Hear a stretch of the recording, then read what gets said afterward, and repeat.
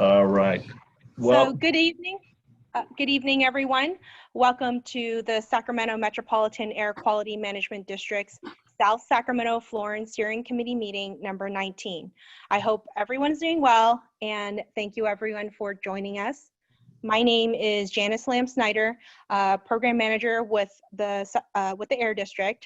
The meeting today will be recorded and posted onto our Community Air Protection webpage.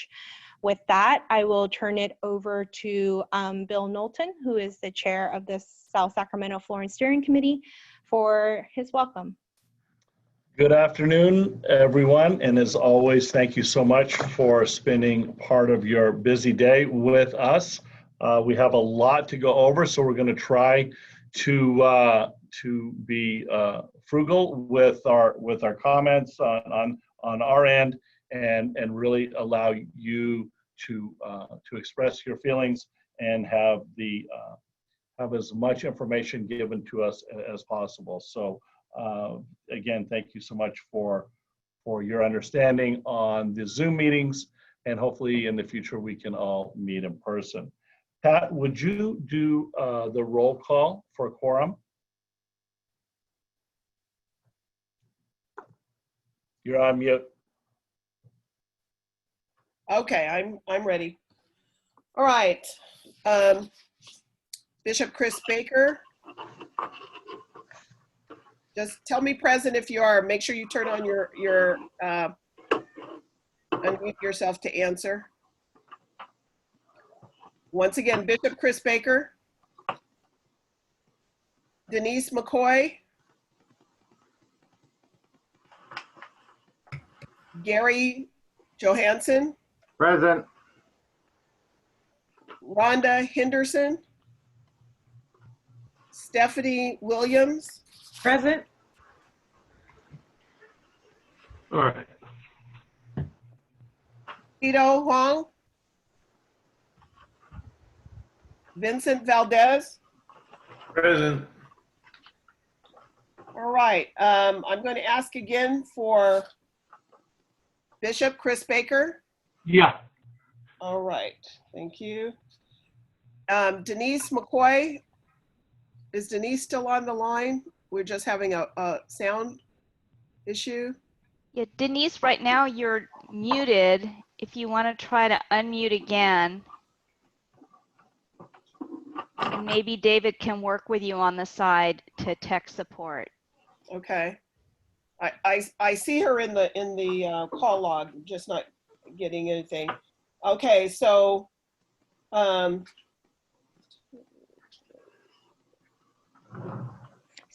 I could do the Sacramento Metro Air District staff roll call while we wait for Denise. Thank you, Janice. Dr. Alberto Ayala. Here. Chair Eric Guerra. Here. Mark Lautzenheiser. Here. Amy Roberts. Here. Jaime Lemus. Here. David Yang. Here. Levi Ford. Here. John Henkelman. John. Stephen DeAndrea. Here. Danny Cam. Here. Marina Francesi. Here. Jamie Arno. Here. Okay. So for CARB staff, we have Karen Buckley. Here. Samar Lichtenstein. Here. Jennifer Magana. Here. Veronica Eady. Dave Ridley. Here. Facilitator Ariel Ambrewster. Here.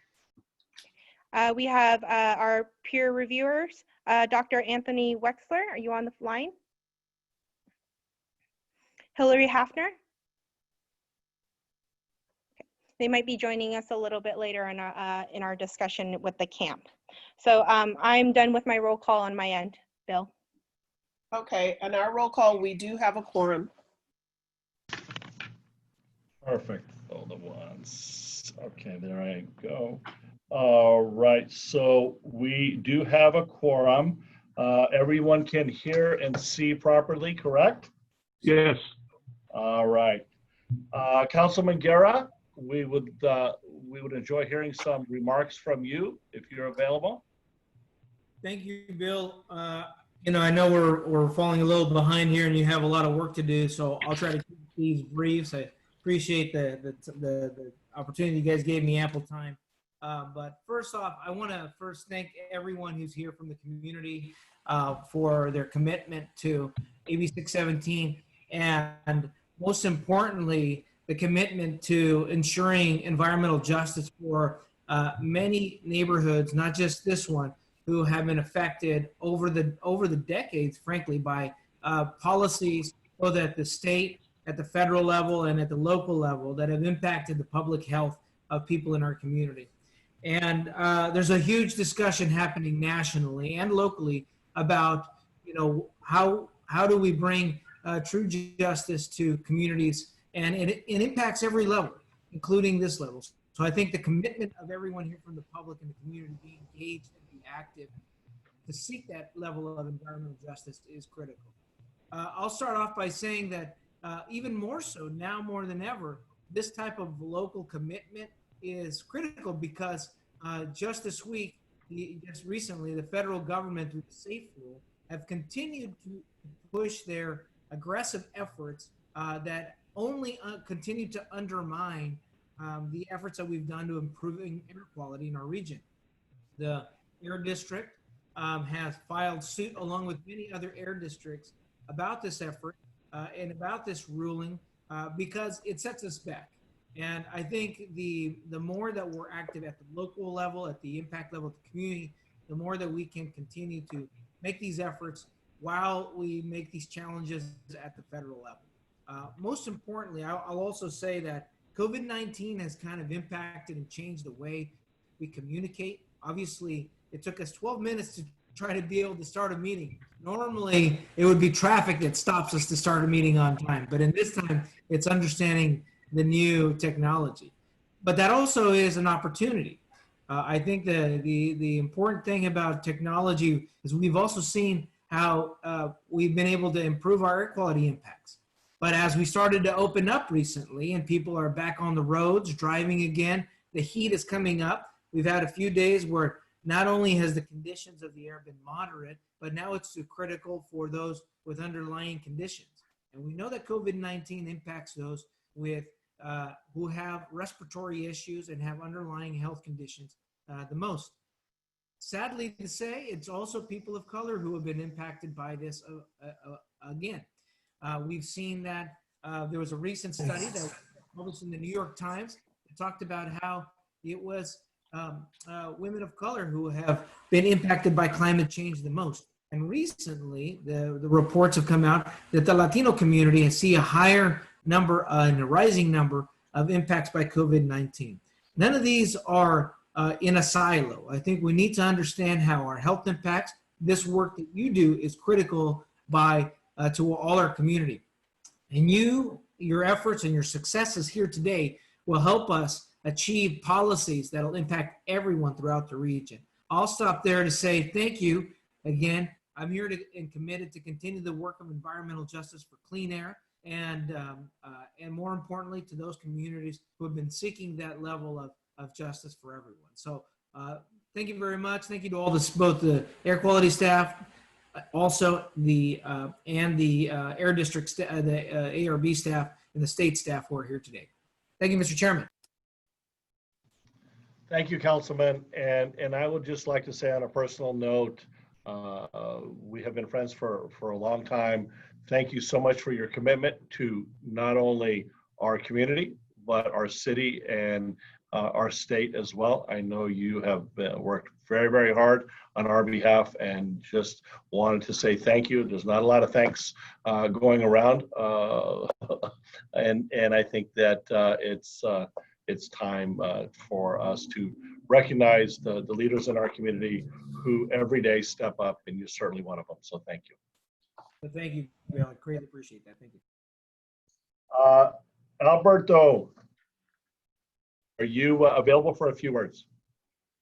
I very much am, Bill, Mr. Chair. Good to see you. Thank you so much. And let me, Dr. Ayala. thank you, sir. Thank you. I just wanted to take a couple of minutes, and I will be very brief, to echo some of the points that that Councilmember Guerra, our current board chair, has already conveyed. And perhaps the only thing I wanted to do was to put a finer point in terms of what we have seen in recent days and what it could potentially mean for us as an air agency, as a local government entity who is now very much working at the community level with all of you guys. Obviously, I am going to state the obvious, but we are all very concerned and very troubled by recent events. Not only was the crisis already very difficult on all of us, and then on top of that, we have seen the social unrest, the unfortunate killing of Mr. Floyd and others. And I just wanted to offer reflections and share with you all that obviously we're taking all of that very seriously. I don't have any profound words of wisdom or conclusions in terms of what this actually means for the long term for the Air District, but I just thought that it would be appropriate for us to acknowledge that we are paying attention, that we are with our sister agencies, not only in the region, but throughout the state, reflecting and examining what some call the cultural reckoning that is happening at the moment in our communities. What that really means in terms of our agency, obviously, we are committed to equity, and we do not stand for discrimination of any form. So we are contemplating and exploring what it actually means for us as an air district, both internally as an agency, as a government employer in the region, but also externally in all of our programs, specifically the community-facing programs like AB 617. We will continue to argue with the support from our chair and many others on our board that AB 617 should be thought of as a real opportunity for California, because it provides very adequate for getting some of the needed help that we need to think about for our communities in terms of new resources, what have you. So we are very proactively working with our partners and our state legislators to identify potential opportunities to use our clean air projects, not only to get to clean air, but most importantly, to think of those projects in a way that can actually help us perhaps bring some level of economic development back to our communities, particularly the ones that need it the most. So I'll stop there. Again, we just wanted to acknowledge what is happening. We just wanted to reflect and share with you all that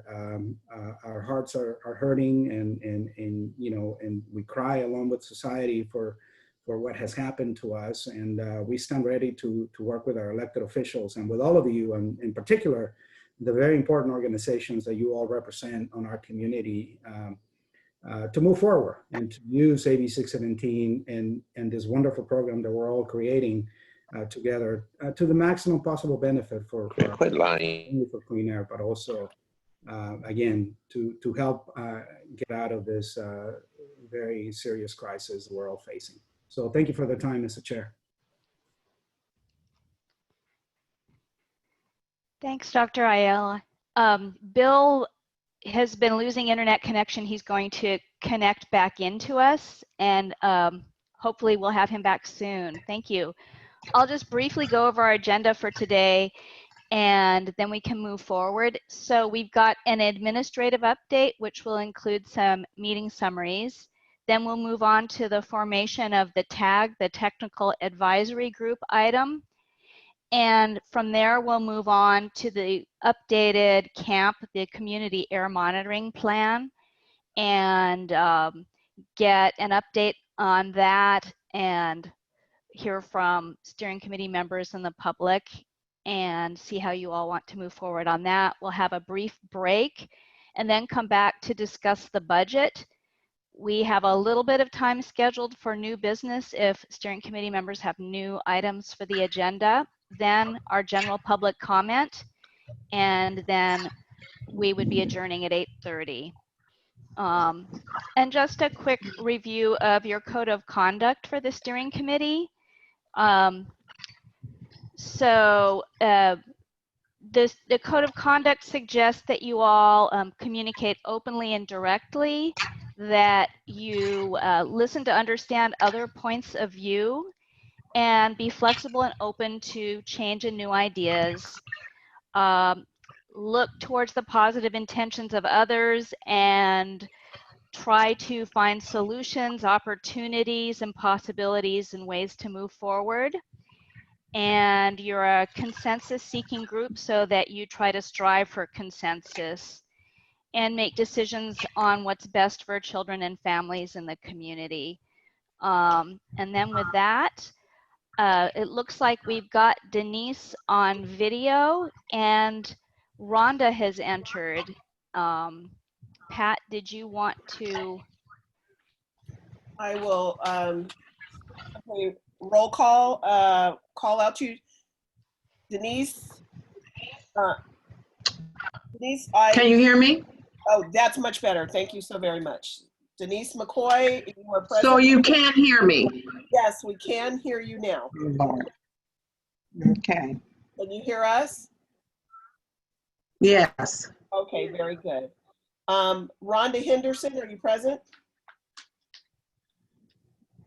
Rhonda may need to. Yes, I'm here. Okay, thank you very much. Activate your. All right, very good. Once again, we are. Pat, I am here on the phone.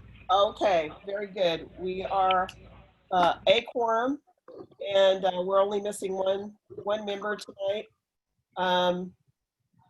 And we need to move forward into our administrative items.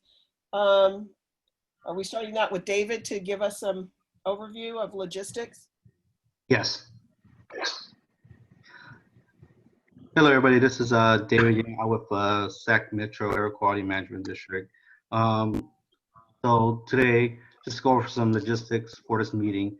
We do have staff available to help with any technology trouble. You can call me at 916-874-4847, and we'll try to help you through trying to get you back online if you're having trouble getting on.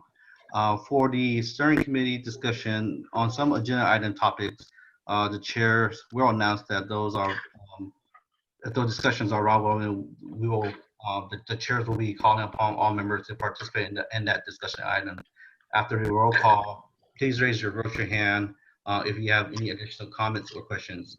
For the other agenda item that does not include the round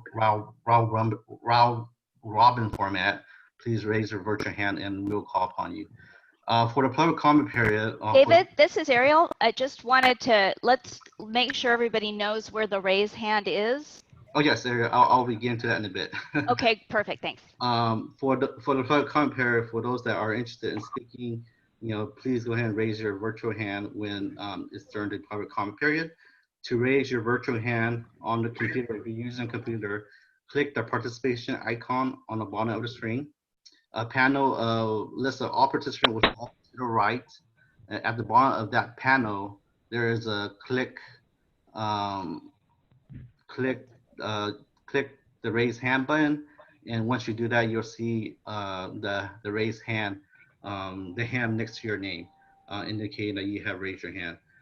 If you're calling from a phone, press *9, and you'll get a message from an operator that says that your hand is raised, and wait to be called upon. When you are called upon, please mute yourself by clicking on the microphone icon on the lower left of the application if you're using a computer. If you're calling in on a phone, press *6. If you're using both the computer and telephone, you may unmute. You may have to unmute both the computer and telephone. The chat or message box is only open to contact the host.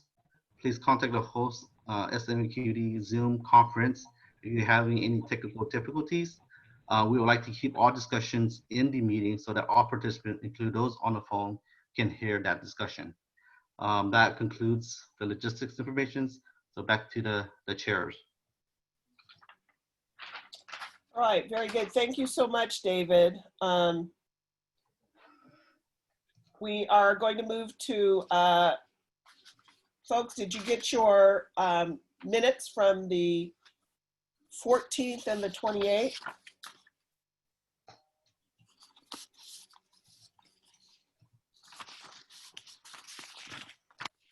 Bill, do you want to call for a motion to approve the meeting notes? Pat, are you there? Can you hear me? I can hear you. Okay. All right. I will try to do this by phone. It's a little tougher to follow, but we would entertain a motion to accept both meeting notes in your packet as delivered.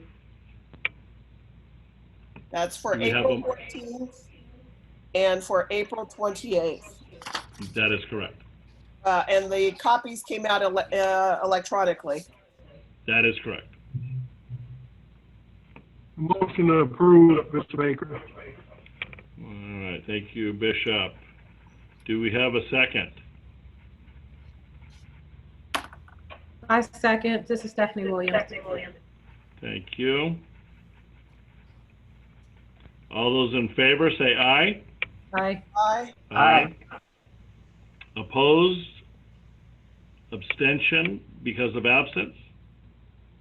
Motion carries.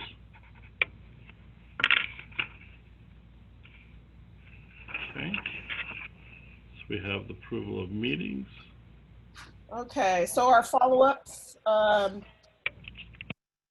do we have the shelter-in-place impact study discussion, or do we need any more follow-up for that? I think, Vincent, that was something that you had asked for. And I think Mark had a response on that one.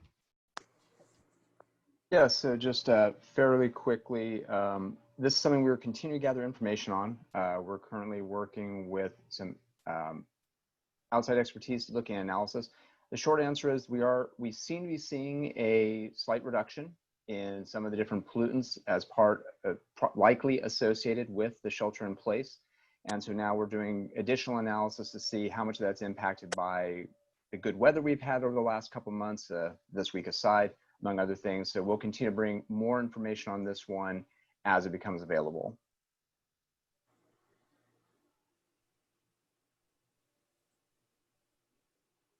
With that, I think that we're ready to move forward into your portion of it, Vincent Valdez, formation of the technical advisory group. If you could give us a report back, then do you have a handout that you want to direct us to?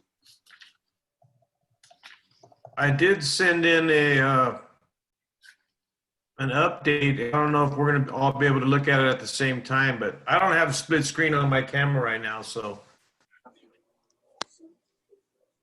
Okay. Go ahead, Vincent, with what you want to talk about.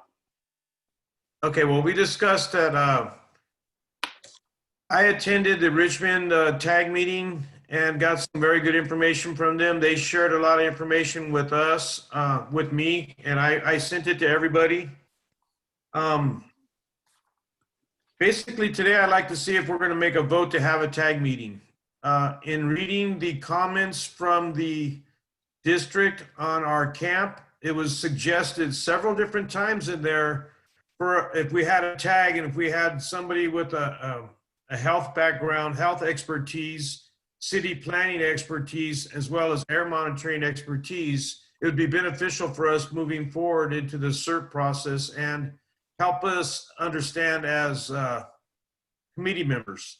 I know for me personally, I've learned a lot over the last 18 months and we've done a lot of work together, but in reading the comments from the camp, there are still a lot of things I don't understand, or I just, it wasn't, in the last week that I read everything, I haven't been able to decipher or figure out everything. And so I don't know if the best process would be us to discuss all those different kind of things at our regular steering committee. So that's why I'm still suggesting that we form a technical advisory group and move forward with in the process. And so that would mean making a vote today. Do we have one? We decide to have a tag or not? That would be the suggestion today. Now, there are a lot of different things that I sent out, but I don't have it in front of me, and I don't have a split screen, so I can't read it offhand. Sorry, I didn't print a copy. And I didn't receive a copy of the updated minutes or anything, so I don't have a copy of what we're talking about today either. So that's all I have. I hope that's enough. Ariel, do you have a copy of the letter we sent? Hi, I do, Vincent. And just FYI, your volume is getting a little wobbly. If it continues, you might want to turn off your video. Do you want me to read over that piece? Sure. Could you? Sure. I called it up. And so the steering committee members, you all received that, Vincent's piece. And just briefly, he'd recommended that the steering committee vote its intent at this meeting to create a technical advisory group. It would be separate. It would meet separately from the steering committee. He's suggesting monthly. The agenda would be questions sent to it by the steering committee, and the tag would provide guidance and be advisory to the steering committee. And there would be a tag design team that would do the next step work of designing and creating the tag. Then he discussed the purposes, which I won't go over in detail. I think you've probably read it, but there were, some items to help with implementation of CAMP, and some as the steering committee moves towards the SERP.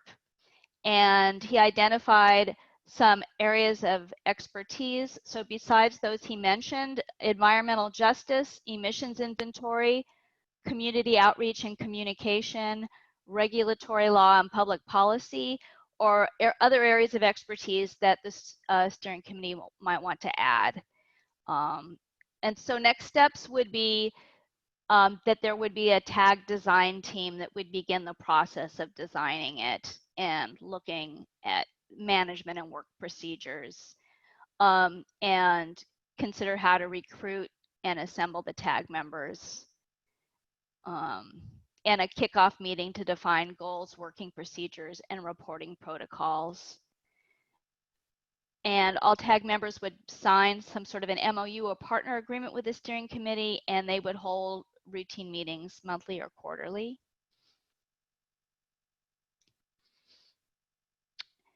So then it's back to the steering committee. Thank you, Ariel. Sure. Okay, so in light of what your Ariel just read in, and we all got it sent to us as well. But sent it to us electronically. We also got a hard copy mailed to us. Vincent, when it comes to the recommendations, and first I want to thank you. You've done a lot of work, and I appreciate not trying to reinvent the wheel, but looking at, we have a organization that is like us, in a camp looking at moving toward a SERP, and they had some very good ideas that they've already gone through. I would also recommend to the board members to look at another item just that Vincent had sent as a way of looking at where they were going. He had a very good slide presentation for a technical advisory group design team and areas of expertise. He also sent what Richmond had gone through and looking at the kinds of people and their expertise and their professional qualifications for being able to do that as well. I support, Vincent, the formation of the tag. My question would be, monthly, bi-monthly meetings, or and the tag quarterly. Those that I think needs probably just a little bit more discussion, and that may be determined yet as well as when we start to look at the budget, which we're going to get a report later on in this meeting about the Air District budget. But I do support moving forward with going into the design committee to create the tag. And the tag is not, it works in conjunction and seeks to advise the steering committee. Do I have that right, Vincent? That's correct. Yes, we are not going to be making any decisions. We will have suggestions for the steering committee. You did touch on a few things there that I did leave out, and so I appreciate that. And some of the work that the Richmond tag was working on was particularly had to do with the camp and the objectives from the data, the air monitors that they were going to receive. They're talking about everything basically that we're talking about. And it was nice to see that another area or part of California was going through the same process that we are. And so I would like to see the vote happen. I don't know if we could make a motion now, and I don't know the procedure. Is it a motion Do now, you, or would that be new business? me? Denise, let's call on you. Yes. Yes. With this, this is not following in the line of the Richmond tag and how they formed it. I do want to point that out. That's number one. I have no idea of exactly what this tag advisory committee is being formed, who is going to be on it, exactly what their duty is going to be. We're kind of jumping to how many times they're going to meet without going into who is meeting and exactly what is it that they're going to be doing. There's also another area that I was not satisfied with, and this was that these advisory people that are going to be selected eventually, they'd have to sign some kind of a contract or paper that says that they're going to, from my understanding, they can only answer questions that are being asked them. So if you don't know what you don't know, then how are you going to ask the questions that you need in order to make informed decisions? And if they see something that they feel we need to know, they need to be able to tell us. So I'm totally against this. They have to sign something that's going to restrict the kind of or amount of information that they share. But again, basically, I don't know what this tag advisory forming committee is being formed to do, and I don't know who's going to be on it. Okay. And again, from last month, my whole objection was that this should be something that the whole committee does, not something set out being done to the side. Okay, thank you, Denise. Vincent, may I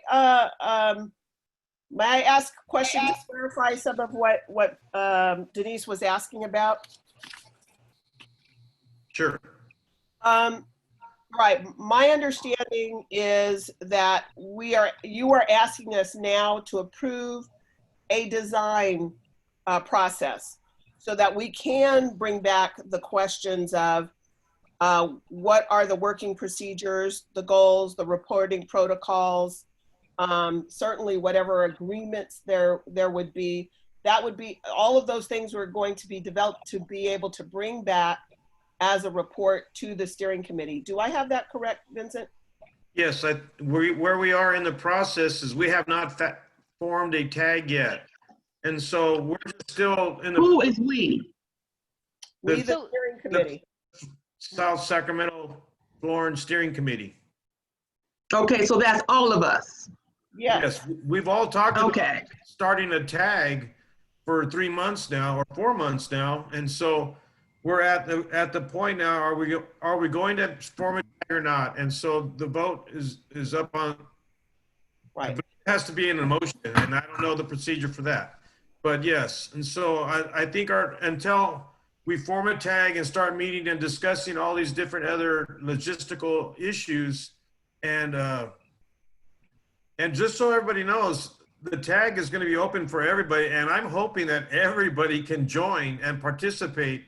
But if you can't, that information will be shared transparently for the steering committee to oversee and discuss. There have been at least 6 people in the community who have said they would be willing to volunteer as experts, but we don't have a tag. So I haven't been able to accept them or anything, or even offer names, or so just trying to move forward with the tag is where I think we are. And we have not worked out any guidelines or. Right. That is yet to be developed with the design team. And that would also come back as what will the particular expertise and experts potentially, and how they fit potential categories that we've got. For And instance, Pat, together. just to note Yes, that thank Chris and Rhonda have their hands raised, so some people are Okay. using the blue hands raised. Okay, so I'm just asking that for clarification from Vincent. Is that correct, Vincent? Yes, thank you. Okay, all right. So So we have Chris on the line and Rhonda. Oh, sorry. okay. Chris, Yes, your hand is up. yes. Okay, go ahead. I'm sorry, I can't see it. First of all, I just want to thank Vincent. This is a lot of great work he did putting this together.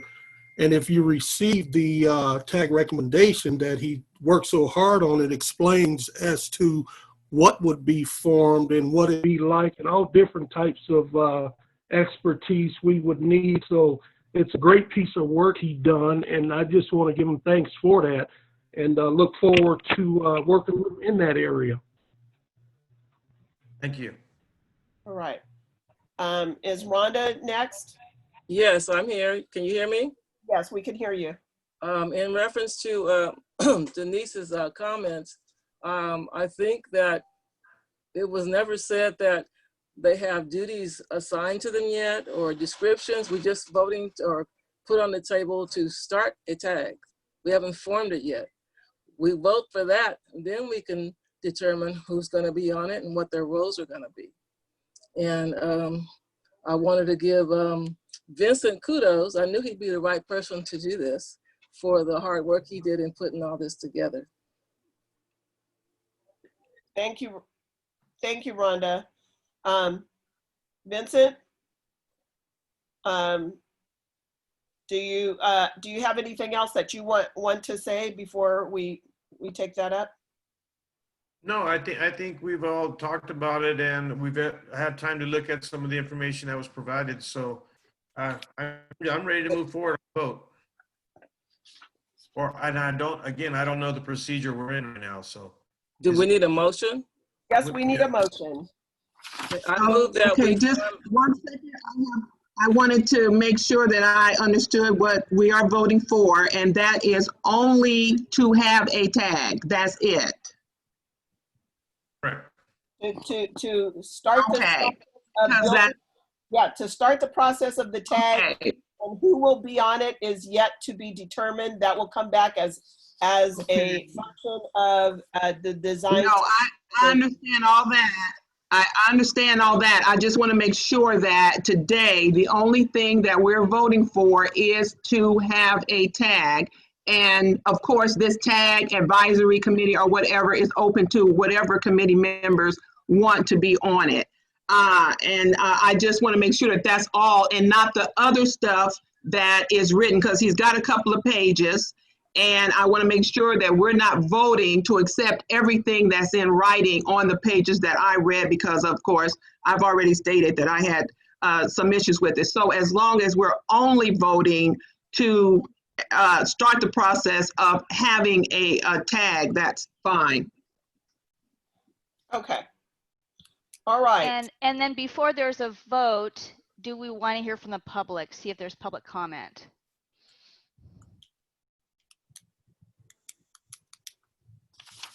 At this point, I don't see any.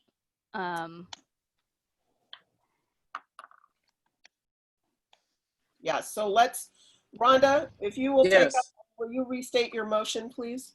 I'd like to make a motion that we start a tag for our advisory group for the Air Quality Steering Committee. Second. All right, we have a motion to form our tag. And that means starting the process. It will again be coming back.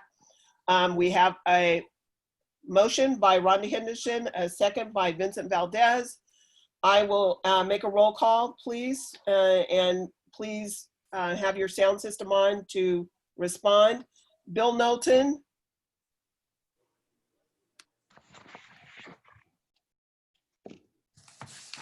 Bill, are you able to in?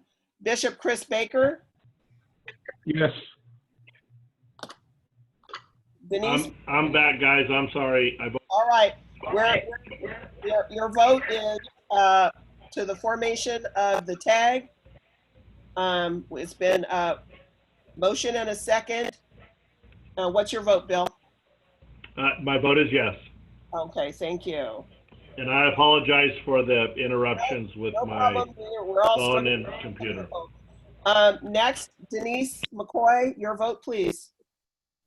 Yes. Thank you. Gary Johansson, your vote, please. Yes. Thank you. Rhonda Henderson, your vote, please. Yes. Stephanie Williams, your vote, please. I'm in favor.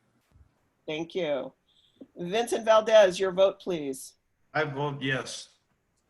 And I, Patricia Shelby, vote yes. All right, with that, we have unanimous consent and one absence. All right, Vincent, we look forward to hearing from you at next steps and hearing the report back that's going to come back to the steering committee as well. All right, thank you. All right.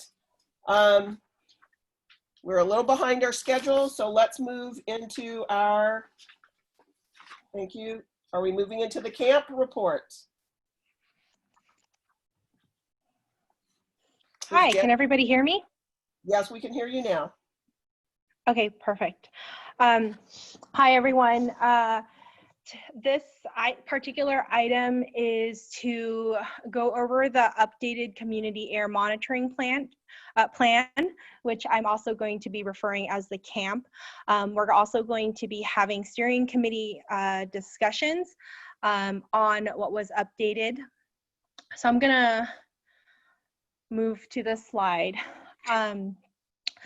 So just as a quick background, this Air District had drafted a community air monitoring plan.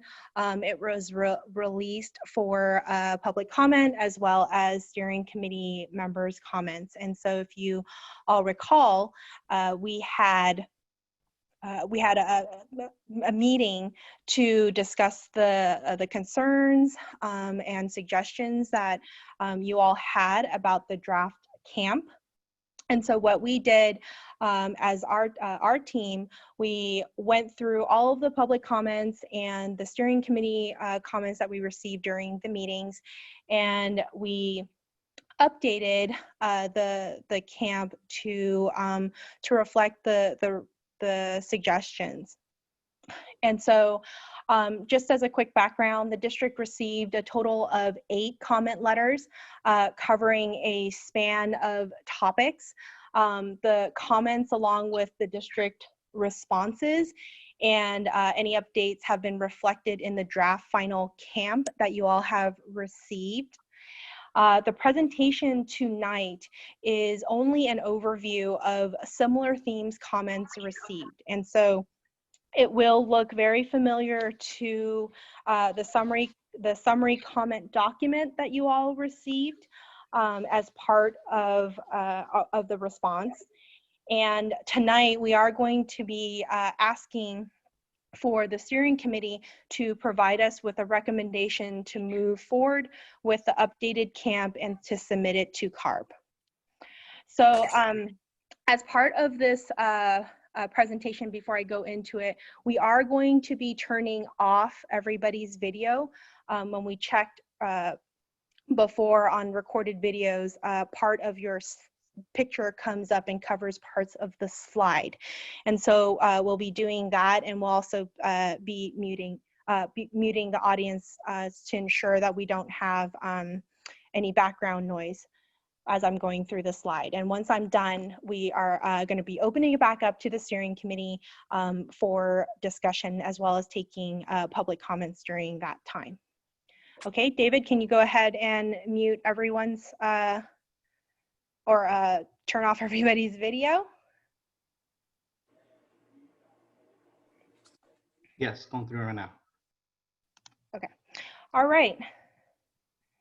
Let me go through this. Okay, so none of these are in any particular order. So I'm gonna go through about 8 of them, I believe. So the first summary comment that we had was about data quality indicators, and that there was a desire to establish and strengthen the data qualities for all of the monitors used in the plan. We also have heard, you know, we should be deploying monitors side by side, as well as be able to potentially temporarily site the phase 3 trailer next to low-cost monitoring sites to ensure they meet the established data quality indicators. And so what we did was that we expanded the list of data quality indicators for all of the monitors, and you can, steering committee members, you can see those changes in the track change version of the CAMP. And that was added in element 6. In terms of low-cost monitors, we are co-locating the monitors before we deploy the low-cost sensors before we deploy them out to the field with regulatory equipment, so we know how they compare with each other. And so you know, that's one of the ways in which we are able to assess whether or not that particular monitor is, you know, is reasonable to deploy into the field. In most cases, low-cost monitoring locations are difficult to, you know, bring in the phase 3 trailer to co-locate with the low-cost sensors. And you know, it'd be, I think we have 21 low-cost sensors, and it would be very difficult to be able to co-locate due to the space and size of the locations that we have. I'm on slide number 9 for those who are on the phone. Summary comment number 2, there were a lot of comments asking questions and suggestions about the 75% data completeness standard.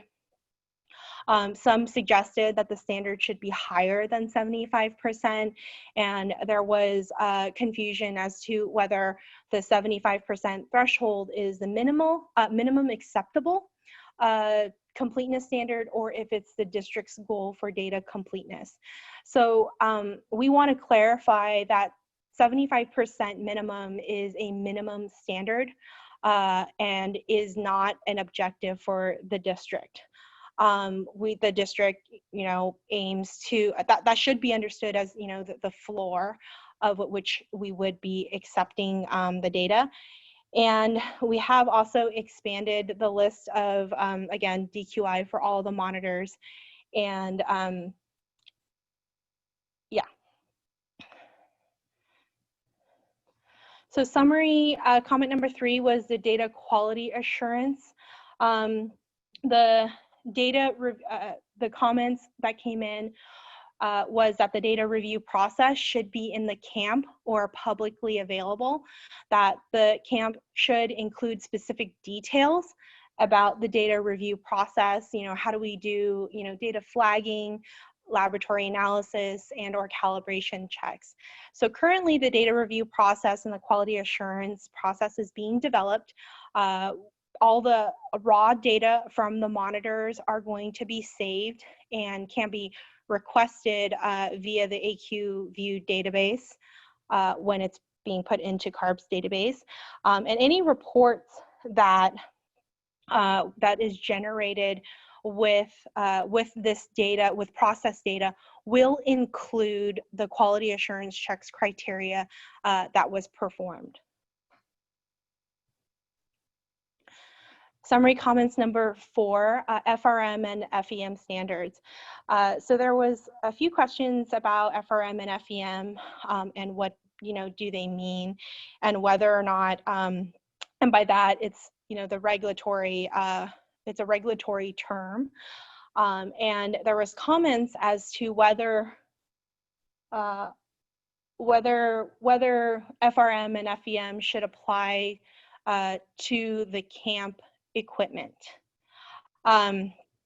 So part of that, so FRM and FEM is a designation that the EPA gives to certain professional grade monitors. And so it's really understood as a category of, a designation given by the EPA for a very specific purpose. Non-FRM and FEM data can be high quality and robust. The phase 3 equipment are professional grade and are necessary to meet all of the steering committee objectives.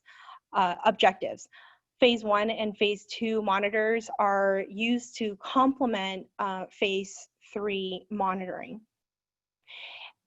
It is important that there are some standardization of regulatory standards because it can provide a way for us to compare apples to apples with other monitors across the county. And so it's desirable to minimize the different variables when comparing to data sets. Summary number 5, data analysis, requests for more details on the data analysis procedure, and then suggestion of linking the CAMP data to public health, income, and race data. So what we did was that we provided a lot more detail on the data analysis procedure for those who are looking on the track changes in the document. You will see that there was, I want to say it was like a page or two that was added that provided more details for the data analysis.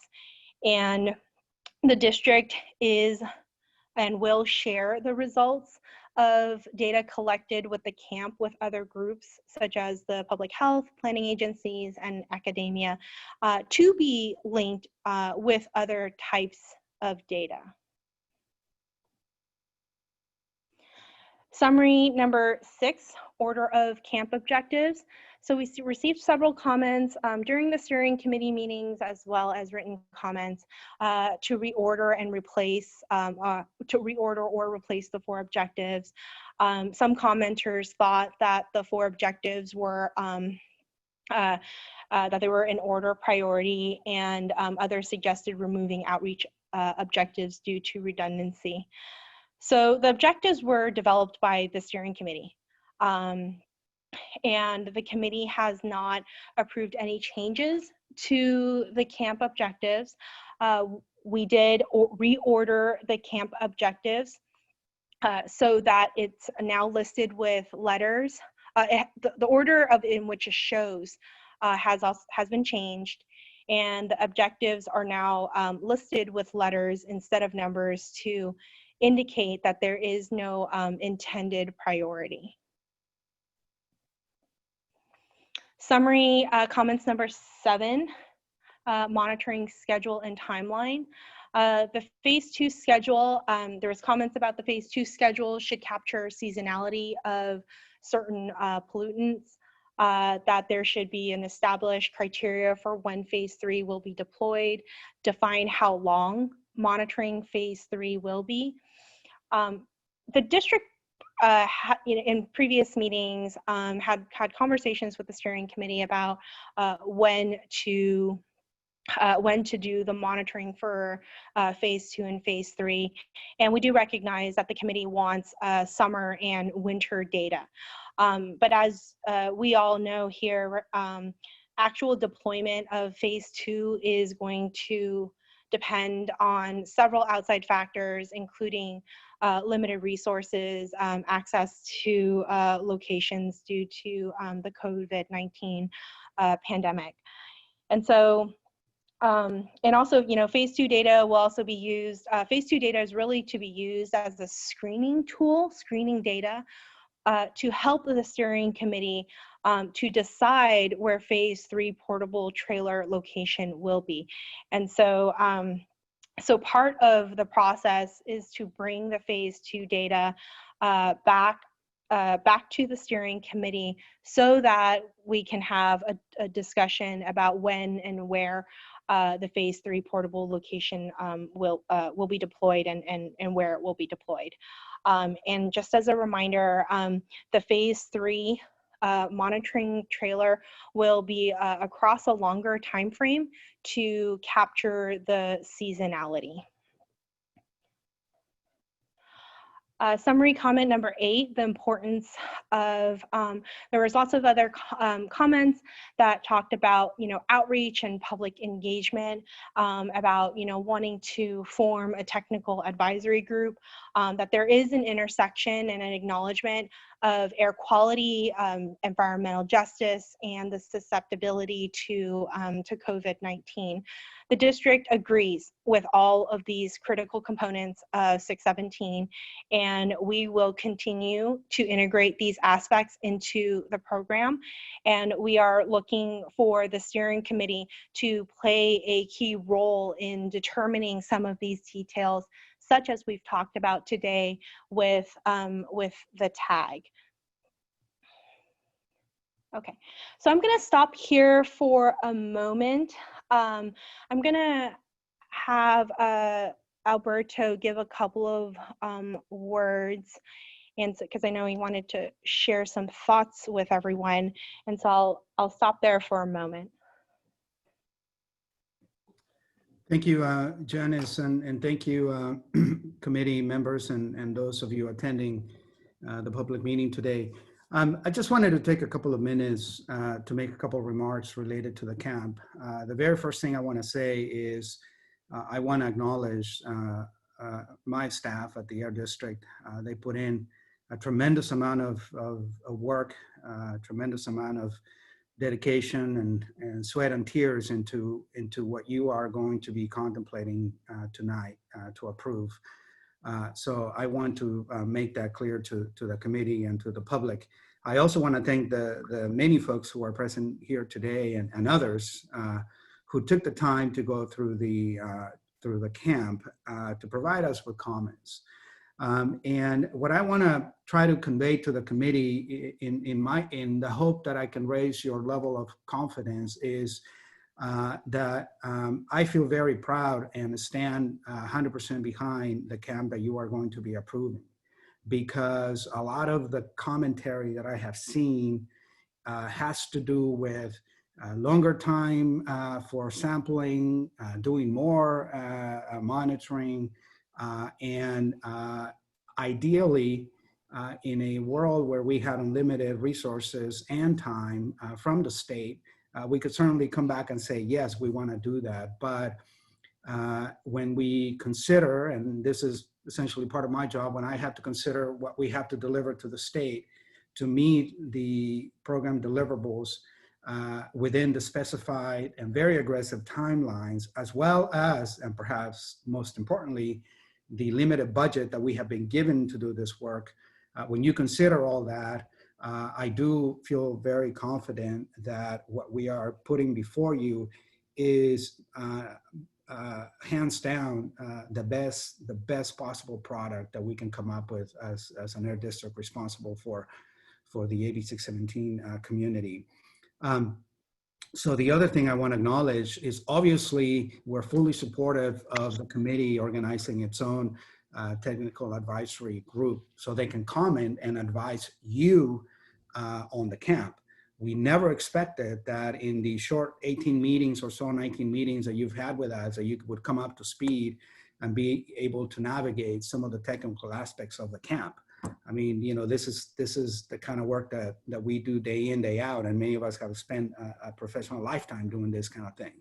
So we are also very accustomed to peer review, and many of those expert reviewers that we normally work with are able to join us today. The idea is because we ourselves want to get our camp and any other product related to 617 to get peer reviewed by those of us that we work with normally. I mean, this is a standard practice in air quality work, and frankly, in any scientific work. I mean, this is very much like when you have a health ailment and you go to your medical doctor, they always tell you to get a second opinion. I mean, that's really what we are doing.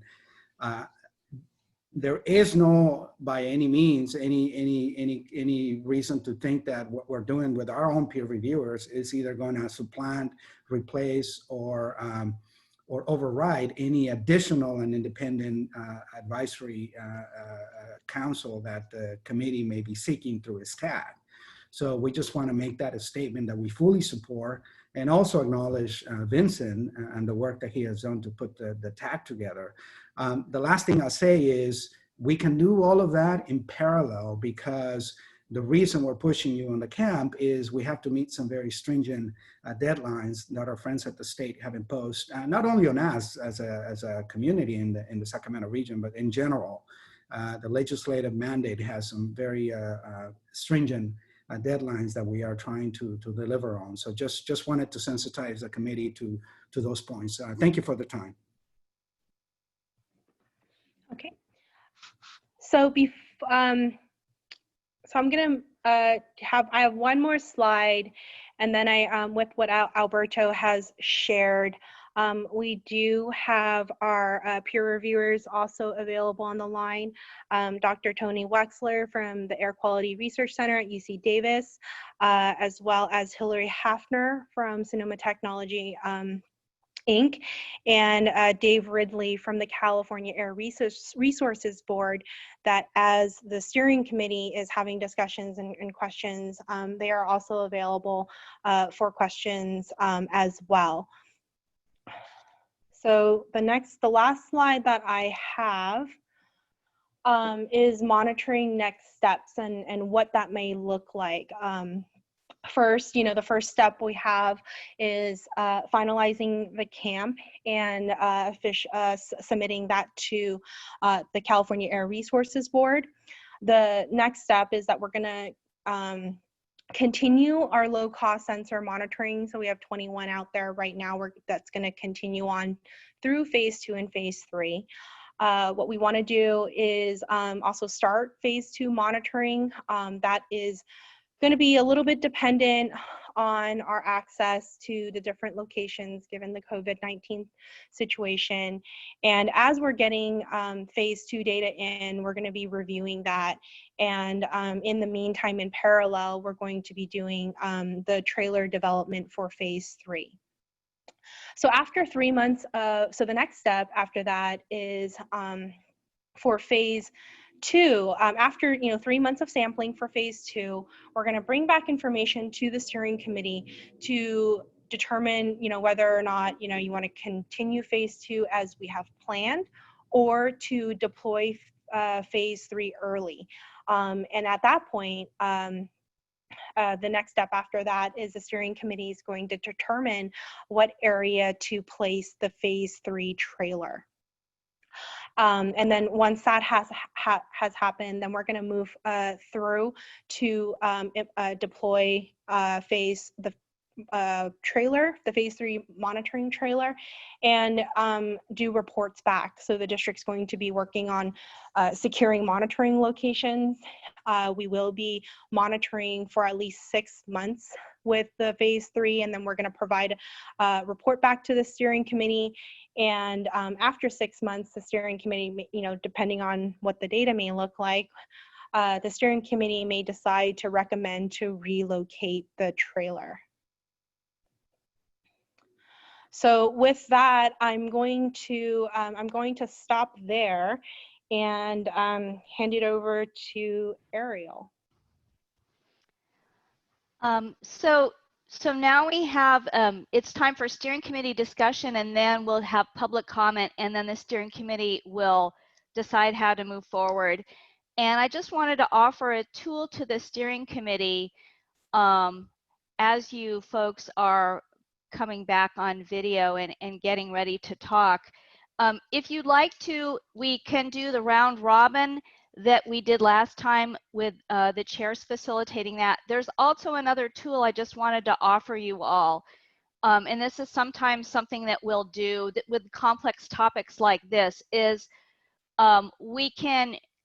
you all can identify which ones of you would like to speak and sort of what your topics are. And I have a sheet that I can track like a flip chart on that. And that way you all can see, are there common topics of interest that you all would like to talk about? And that kind of rises up to the top, and you're able to get a sense of sort of the landscape of the issues that you all want to talk about.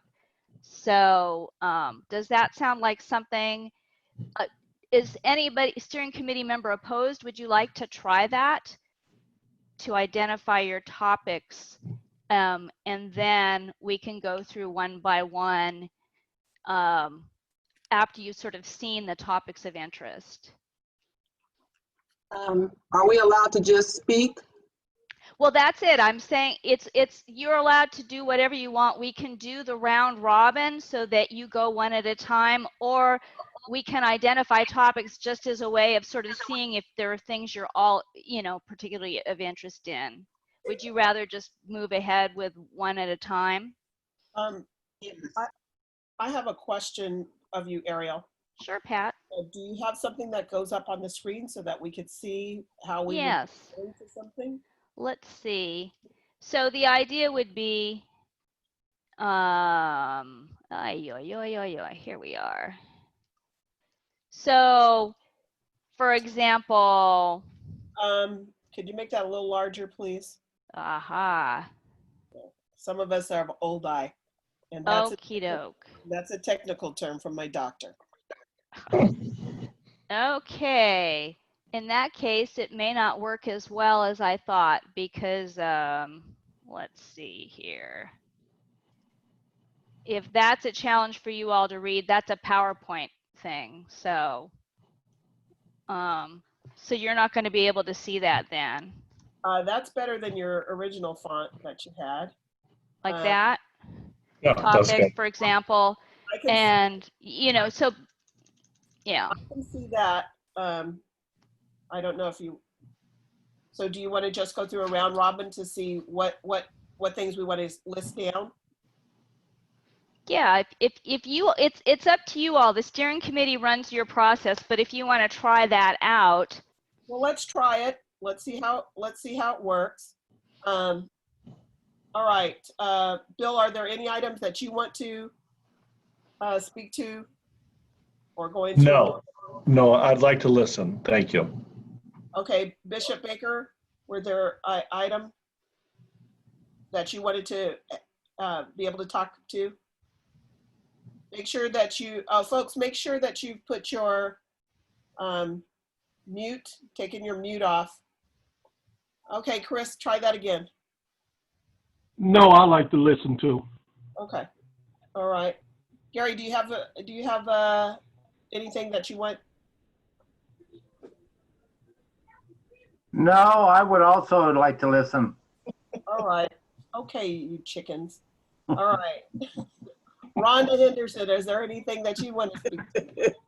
I'm afraid I want to listen too. Miss Stephanie Williams, is there something that you would like to speak to? No, ma'am, not at this time. Okay. Vincent, is there an item that you would want to speak to at this time? Oh, it looks like Vincent might have gotten off and is in the waiting room. I know, yeah, check with him. I think he fell out of the system. Denise, Vincent, are you back? I let Vincent in, so okay. We got to make sure his time's in. But Denise, while you're here, what are the items that you would want to speak to? Well, I don't see where any of my concerns were addressed in the public comments that I made. I don't see where they were addressed. So basically, the boundaries speak for themselves. The Title V polluters are not being, they're not being monitored. These are the largest polluters in South Sacramento. The executive airport is not being monitored. And it is releasing lead admissions. Lead causes irreversible brain damage and death. It affects the nervous system, kidney functions, immune system, reproductive and development system, and the cardiovascular system. And it's not being monitored. It's not part of the boundaries. That speaks for itself. This by no stretch of the imagination is addressing the health impacts of the residents in South Sacramento. The community was not involved. Like I said, the public speaking was muted in March of 2019 when these boundaries were being discussed. The right to make public comments was denied. I've tried over the last year, ever since February of 2019, to get some of these highly impacted health disparate areas where there is a huge health disparities included, and they have not been.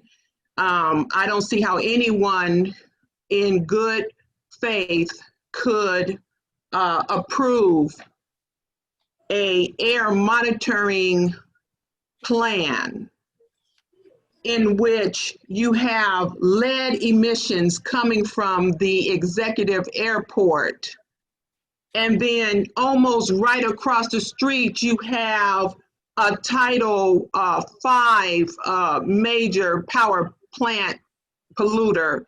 And then right in back of that, you have the industrial parkway that has, I don't know how many diesel trucks and just every other kind of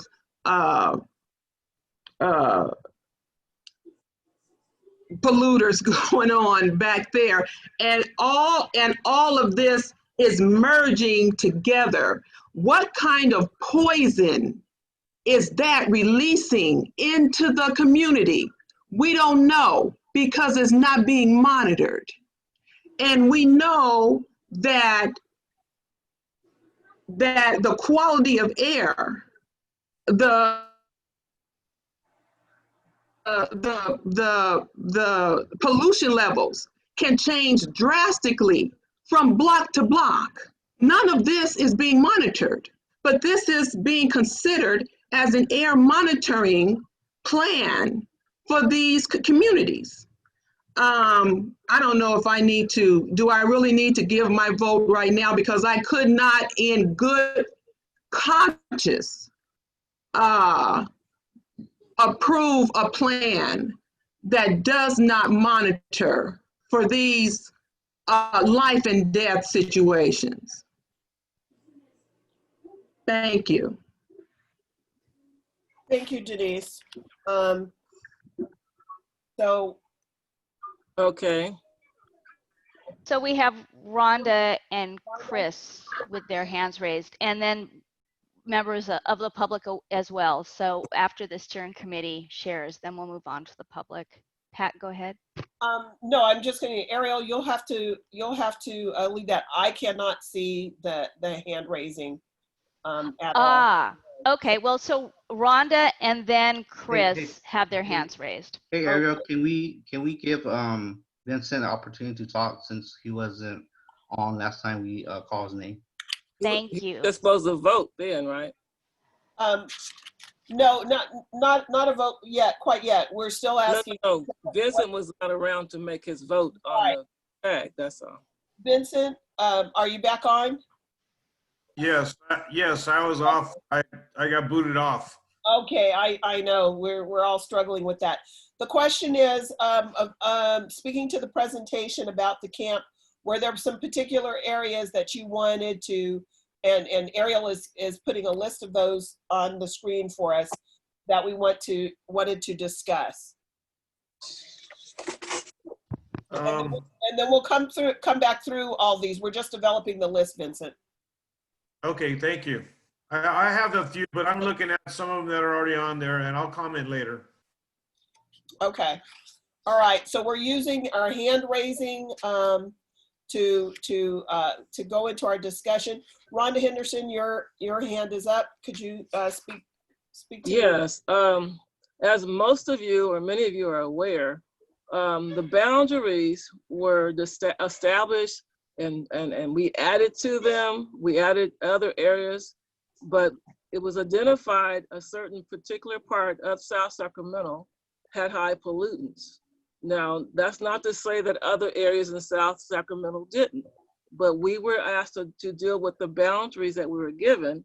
And even so, we added other areas like the airport. We extended the boundaries to cover some more areas we thought that would be impacted, but we can't do the whole South area, or we'll never get done with this thing. Now, I think I heard it said that once we're done with this thing, we can come back later and then maybe look at some other areas, but we can't keep expanding it. We spent several meetings looking at the boundaries and seeing what we need to put in those boundaries. And some of those boundaries have critical needs as well, but it's just impossible to keep at this point to backtrack and keep adding more and more areas. We'll never get done. All right, thank you, Rhonda. Chris Baker, did you want to speak to the point? Yes, I concur and agree with Rhonda. There's, excuse me, there's plenty of areas that have these issues. I mean, there's a lot that I look at that I would like to see added on to that, but I know we're in an area that, as Rhonda said, we can't do the whole South Sacramento, which I would like for us to do, but I know it's impossible, and we can come back and look at those. And number two, as far as I heard that we were muting public comment, I think we talked about that before, and that was already settled. And if that's something that was happening, it wasn't intentionally done. In the new improved version of the camp, there was some language that tried to also address the transitioning that we've gone through in the form of taking public comment. And I think we have improved on it. I think that we did the best that we could. and we've gotten better as we've heard it, and as we've heard feedback. So with that, I'm interested in the areas where Dr. Wexler from UC Davis, are you online? Yes, I am. Good evening, Dr. Wexler. You and some of your students looked at the camp and gave some feedback. Could you give us your high-level overview of where you thought maybe there were critical elements that needed to be improved, and how do you think those were addressed in the camp? Sure. Yeah, let me review my notes real quickly here. I should say our notes. A couple of things, we made a bunch of comments, which I think all of you have. Yes, we did get your comments. And some of them are quite detailed. So addressing your question about the more high-level stuff, to me, the outreach is so important. And I think, I'm kind of biased towards kids in school learning about these issues, and using what we're doing here for them to engage in this. I think will help them in their STEM education, which I think is really important. And it will also help educate the parents of the kids, because they'll learn things in school about their local air quality issues, and they'll bring that home to their parents. And I think an active and engaged community is the best way to solve these problems. So I think that's one thing I think that I liked, and I think could be expanded in the camp. Another thing is some of the sensors that are being used are not, as was talked about earlier in the discussion, federal reference or federal equivalent methods, FRM and FEM. And that's just because, of the cost constraints. If you're going to put many sensors around a neighborhood, you're just not going to be able to afford the super expensive, federal reference and federal equivalent method. So that's fine, because the sensors that SAC AQMD picked are good ones. Not as good as those, super high quality expensive ones, but they're good. And so one of the things that we suggested was that the trailer in the third phase, that the trailer, which I think is a really valuable tool in general for the whole Sacramento region, it would be nice if it could be brought close by to these less expensive sensors, so that you can run them side by side and use that to calibrate them and make sure that they're doing okay. And if they're not doing okay, understand what the problems are with them. So I think of the very many comments that we had, I think those are the ones that that I, in my brief time discussing this, would like to bring up to the committee. Thank you so very much. It sounds like those are also pieces that we can be able to use as we move forward with our tag and developing where we want to go, how we want to talk to the community. So thank you with that. And Janice, am I getting clarity? Because my question was about the sensors. We have purchased sensors that are the more affordable ones to get those out to the community, the 21 sensors, correct? And those are not, they're not able to be calibrated like some of the higher end instruments. Am I correct with that? Correct. So the low cost sensors are not, I want to say calibratable like a traditional sense of professional grade monitors. What we have been working with CARB on is to develop an equation or an algorithm to see how we can get it to be to read not as bias, because we do know that some of these low-cost sensors are bias high. That is the nature of where the technology is right now. But for this particular clarity sensor, we are able to develop algorithms, equations, to make them more comparable to professional grade monitors. And we are working to develop that right now. But this is, new technology, and it is a good way for us to leverage this new technology to expand, to do more monitoring in the South area versus one location. And so, as we described with the steering committee before, it may not give you the exact most accurate number, but it does give you trends, right? Is it low? Is it high? Should we focus in a certain area? And so, so we understand the concern about wanting to make sure that they're reading, appropriately, and we're working really hard right now to figure out how we could do that. And I think that's something that all of the air districts are looking into across the nation. We are not alone. EPA is also looking at this the same thing, and so I think part of this is being bold, to stepping out and using this type of equipment, but also be able to come back and anchor ourselves with the phase 3 so that we get some valuable data for the committee to show and have, to come up with some strategies that can really help come up with, to help with the health disparities.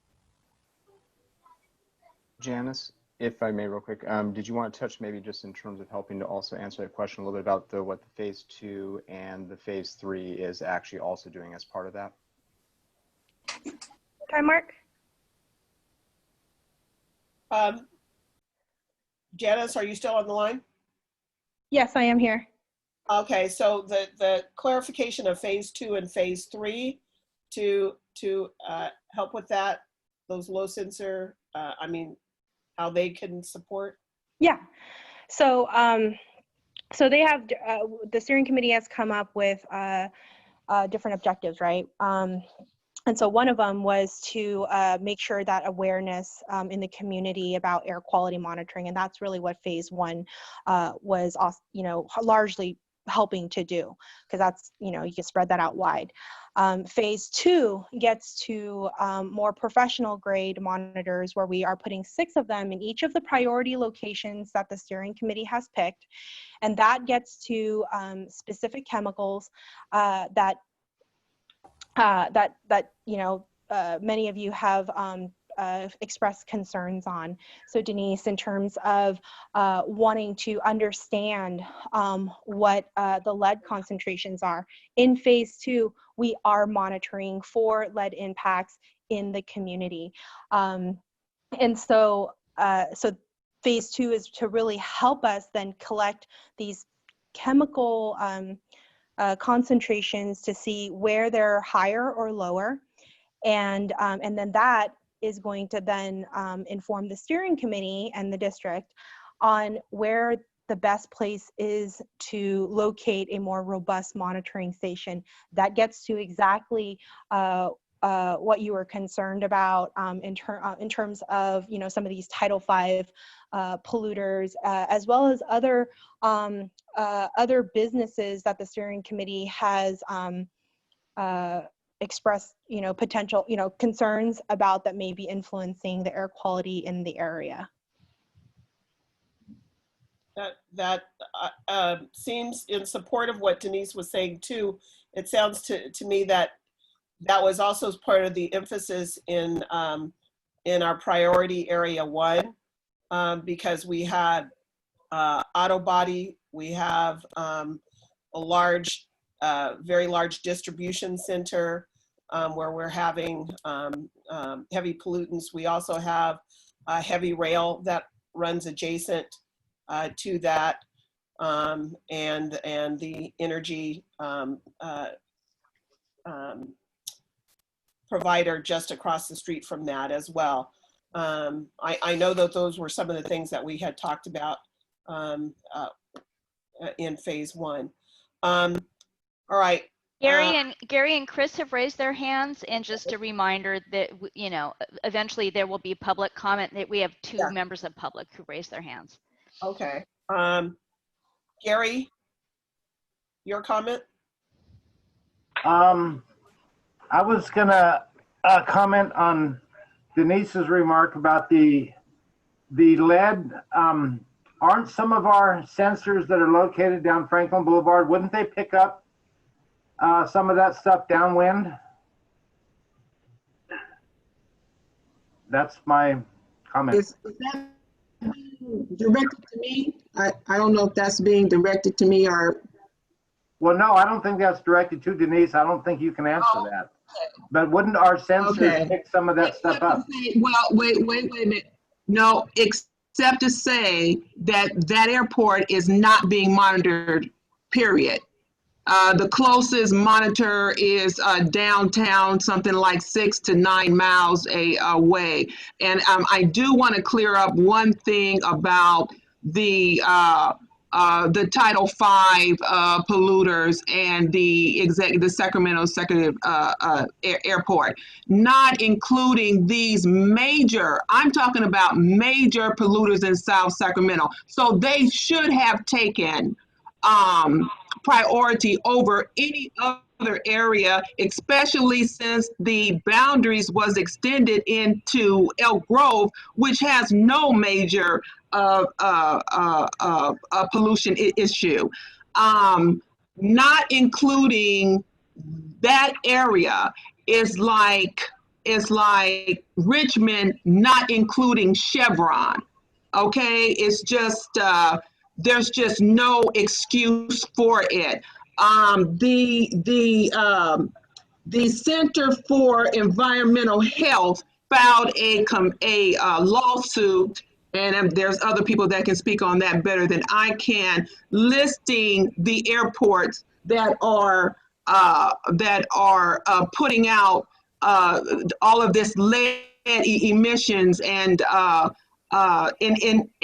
causing all of these health disparities.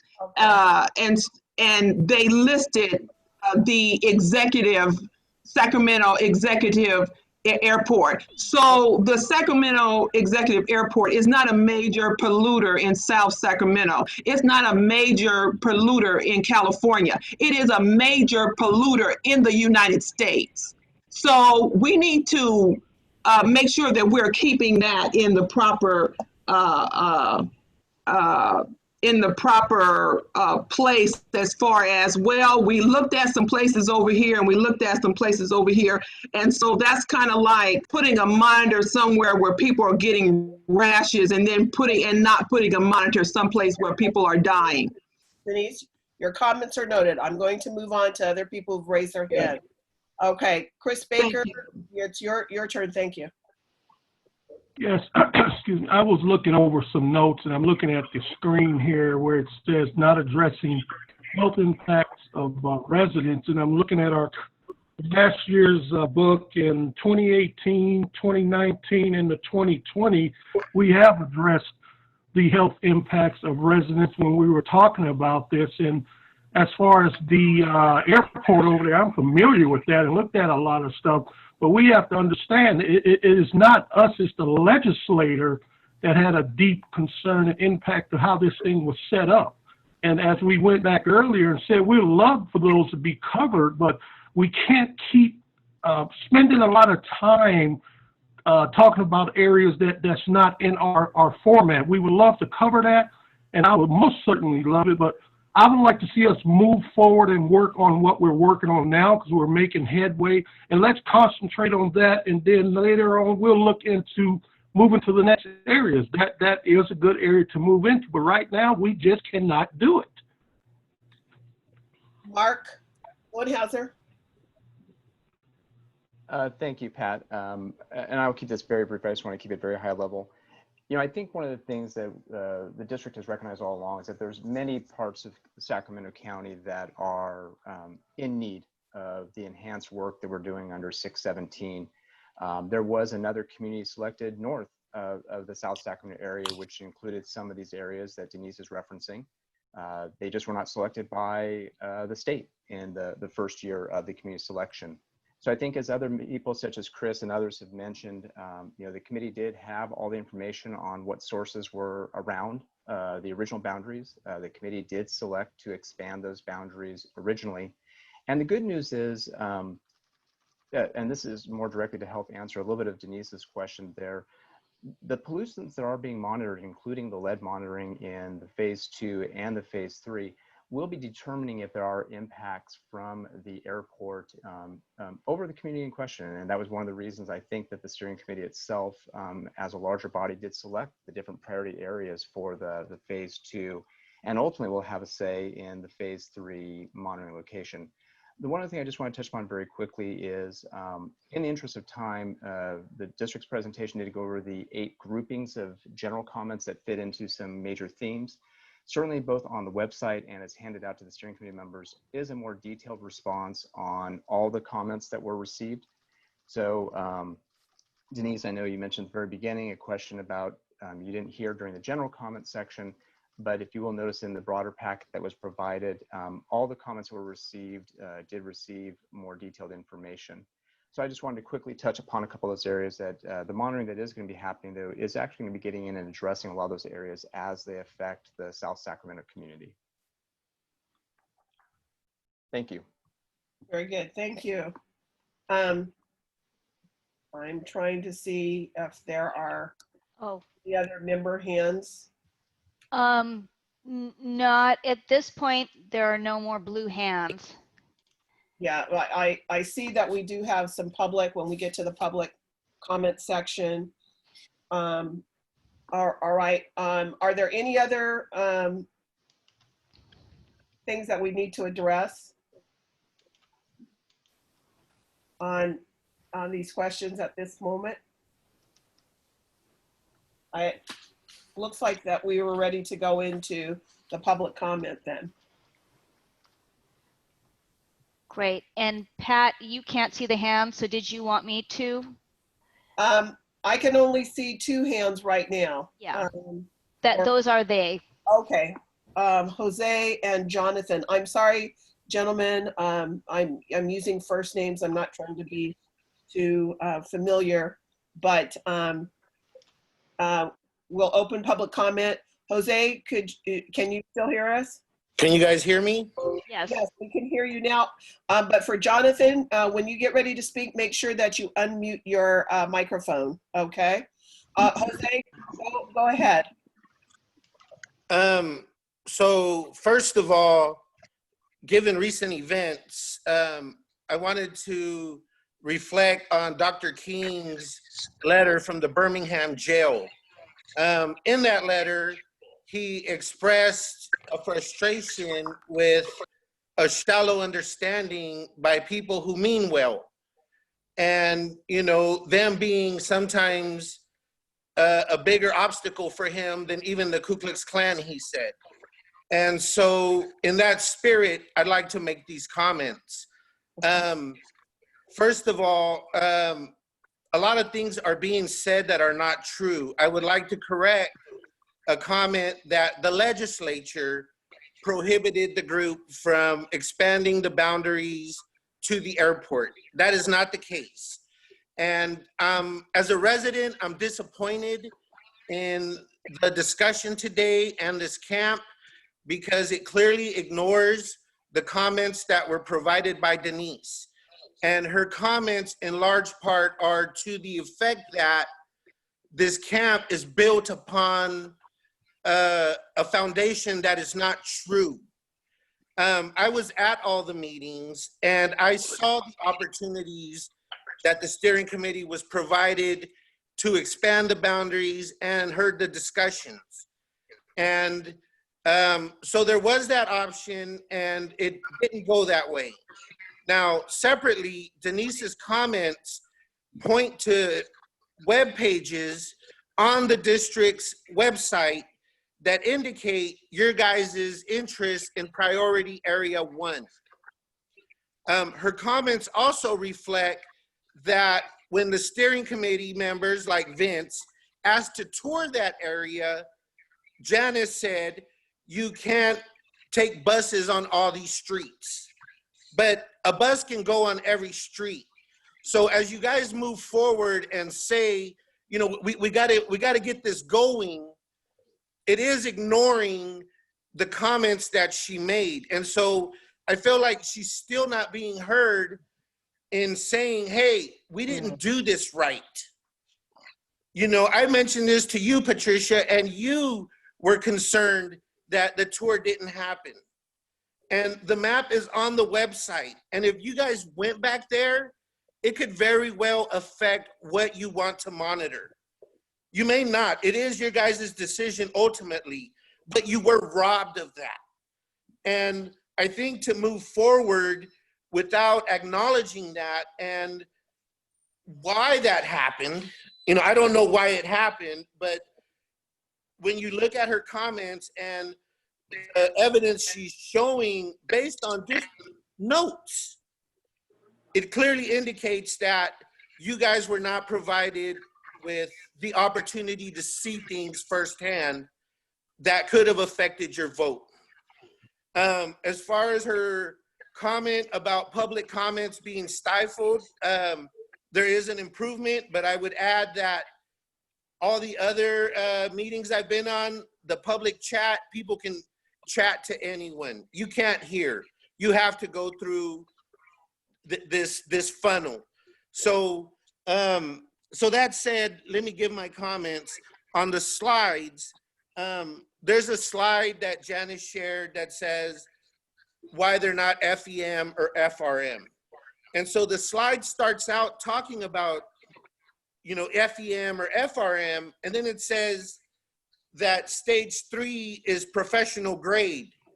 Well, I don't know if professional grade means it's FRM or FEM because you're switching the jargon halfway through the slide.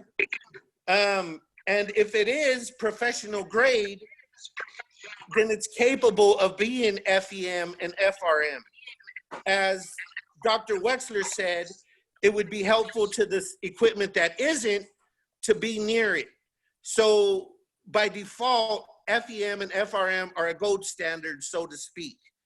Why you wouldn't employ the gold standard when you have this expensive equipment was asked in the comments from one of the other public comments, and it doesn't seem to be addressed, and it seems again to be the mixing the jargon.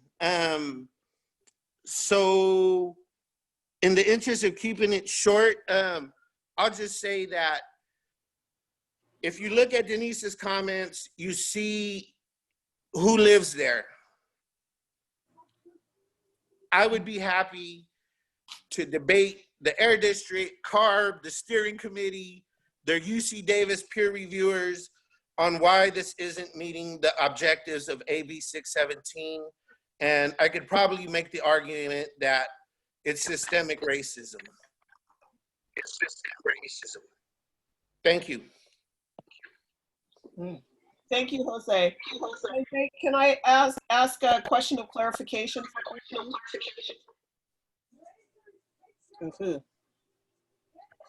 Yes. Oh, okay. I was to the gold standard that you were talking about, the FRM, the FEM. Would the suggestion of having the professional grade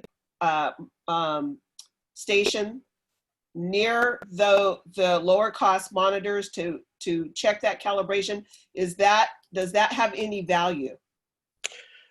I'll be honest with you, Patricia, I am not a technical person. I'm not a highly educated person. But what I do know is that anyone who employs a monitor, them having it next to a FEM or FRM enhances the quality of the information you're getting. It makes it more actionable. Thus, by default, an FEM or an FRM is the data that will be most actionable. Okay. You can act on that. Okay. And as Dr. Wexler mentioned, the equipment's very expensive. The trailer is that expensive equipment. Right. And so I'm just trying to use logic. I'm not a monitoring expert or a technological expert, so they could probably answer that better, but just using logic, it makes sense that if it's capable of that, it should be that. And to not do that is to rob the community of the best. Okay. Hey, Pat, can I respond to that real quick? David, is that you? No, this is David Yes. with the Air District. So I just want to clarify about FRM, FEM standard. So some of the professional grade equipment do not have FRM or FEM standard because there are not for pollutant that has a national ambient air ambient air quality standard, meaning a federal health standard. So normally these FRM, FEM equipment or designated as that are designated as FRM or FEM have a specific purpose, and they're used to meet the federal health standards. And so some of the professional grade, they may not be FRM, FEM, but they are still robust, and that does give us quality data. So my question to that would be, if you have data from professional grade and you have data from an FRM, FEM, which is more actionable? Which can you take to a regulatory agency to demand action on? Hi, Pat. This is Janice. Hi, Jose. So I do want to add on to the FRM and FEM, and I'm going to use an analogy. So if you have two cars that, has to get to the grocery store, and one car is certified to drive in the NASCAR race, but the goal is to get to the grocery store. And so technically you don't need that certification to do that. What I will add is that the monitoring plan does have monitors in there that has FEM and FRM standards. The ozone monitor that we have proposed is an FEM. The NO2 professional grade is also an FEM. So what we're referring to are specific toxics monitors that do not have a designation from the EPA, because that particular monitor does not have a national ambient air quality standard. So this designation is very specific to meeting attainment. Okay. And so I just want to clarify that there are, but some of the monitorings just don't have that designation. Don't have that, and thus would not be required to have it because the designation doesn't fit the category. Okay, thank you, Janice. Jonathan? Hello, can you hear me? Yes, I'm sorry. Jonathan's fine. You don't have to try. Bobadilla, that's my last name. Okay, I'm sorry. Between the small print on my screen and I'm like, I'm gonna merge. No, you're fine. No one gets it right the first time. Thank you, Jonathan. Go right ahead, please. Hi. I had a question about. Well, I'm a transportation analyst by day and Sacramento resident the rest of the time. But I have a question about vehicle miles traveled reductions due to COVID. Is that going to skew the air quality data as it's coming in, or there will be some kind of normalization being done? Janice, does that go to you? Actually, this is Mark. Maybe I'll just take that one real quickly. That is going to be, we're going to be hopefully having some information to help us make that assessment. This sort of goes back to what I touched on just ever so briefly at the very beginning, based on a question Vincent had asked at the last meeting, just because he was wondering broadly what has been the impact of the shelter in place. So we're currently on a regional basis looking at all the existing monitoring network and just trying to figure out what has been the impact of the shelter in place. And that analysis currently is sort of looking at what is the impacts of good weather and other things. So that's a project that we're working on both with outside experts. We're coordinating with SACOG and other partners just to try and figure out what that impact is. And once we know that, that'll help us know what impacts it may be having on data as we collect as we move forward. Okay, excellent. Look forward to seeing it. That's my question. Thank you. Thank you so very much. Do we have others in the public, perhaps on the phone? David, do you have anyone who's requested to speak? I do not have anybody with the raised hand. Okay. So, Can I get a high-level overview from, is it David Ridley?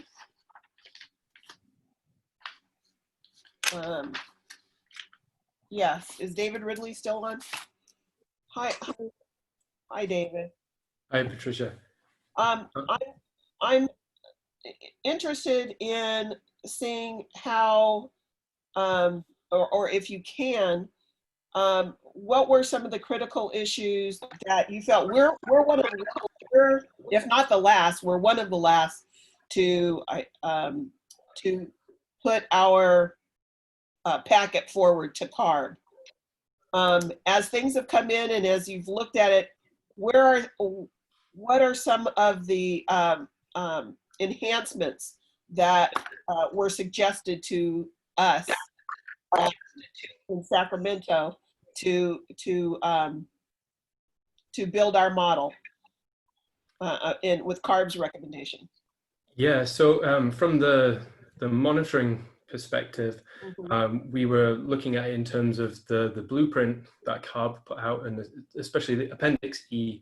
So that was kind of what we were using to look through Appendix E and see whether the camp really kind of checked those boxes and hit all those points, which in the case of the South Sac Florin camp that we were given, we really felt that it did cover those and probably better than most others that we've received, in that it was comprehensive and a lot of detail, trying to kind of make clear each of the elements that we were looking for as CARB. So so from that perspective, we felt like it hit all those points, but then we just had some kind of comments, which obviously you've seen in what we thought would help. And a lot of those really are centered around kind of really linking what the monitoring was doing and how that did meet the objectives, because sometimes that wasn't really clear from the plan, that what was actually being monitored for was addressing the concerns of the steering committee. So a lot of the kind of the questions that we had for the district were on those points, and kind of just linking those through and showing that the kind of the instruments that were being used were addressing things that, say, impact asthma and impact health, and so kind of making those links. The other aspect really as well that we asked for more clarification on was the evaluating of the effectiveness of the monitoring. And this was really for the purpose of if the evaluation of the data that was coming in it wasn't kind of entirely clear from the district, and this has been corrected since. But just to make sure that depending on what we're seeing, you know, if you're seeing very low values somewhere, then is there maybe, you really want a protocol to be able to move that monitor somewhere else so that it could maybe be more effective, you know, where it was initially placed, you might not see anything. And so you need some method to evaluate and then move that to a more effective, move your resources around more effectively. So that was one of the other kind of key points that we were trying to add in there. And when I look back through the most recent version in, I think it's section 13, you'll see that there's a lot in there about different ways of using the data that's generated to evaluate potential sources, potential gradients, and comparing as well to national air quality standards, which was the other thing that we were asking for. If there is other data available on toxics, if there is other data available on criteria pollutants, it would be really good if there was something in place to kind of look and compare as a metric to figure out, okay, is this something we should be worried about? Should we do more monitoring here? Should we do less monitoring here?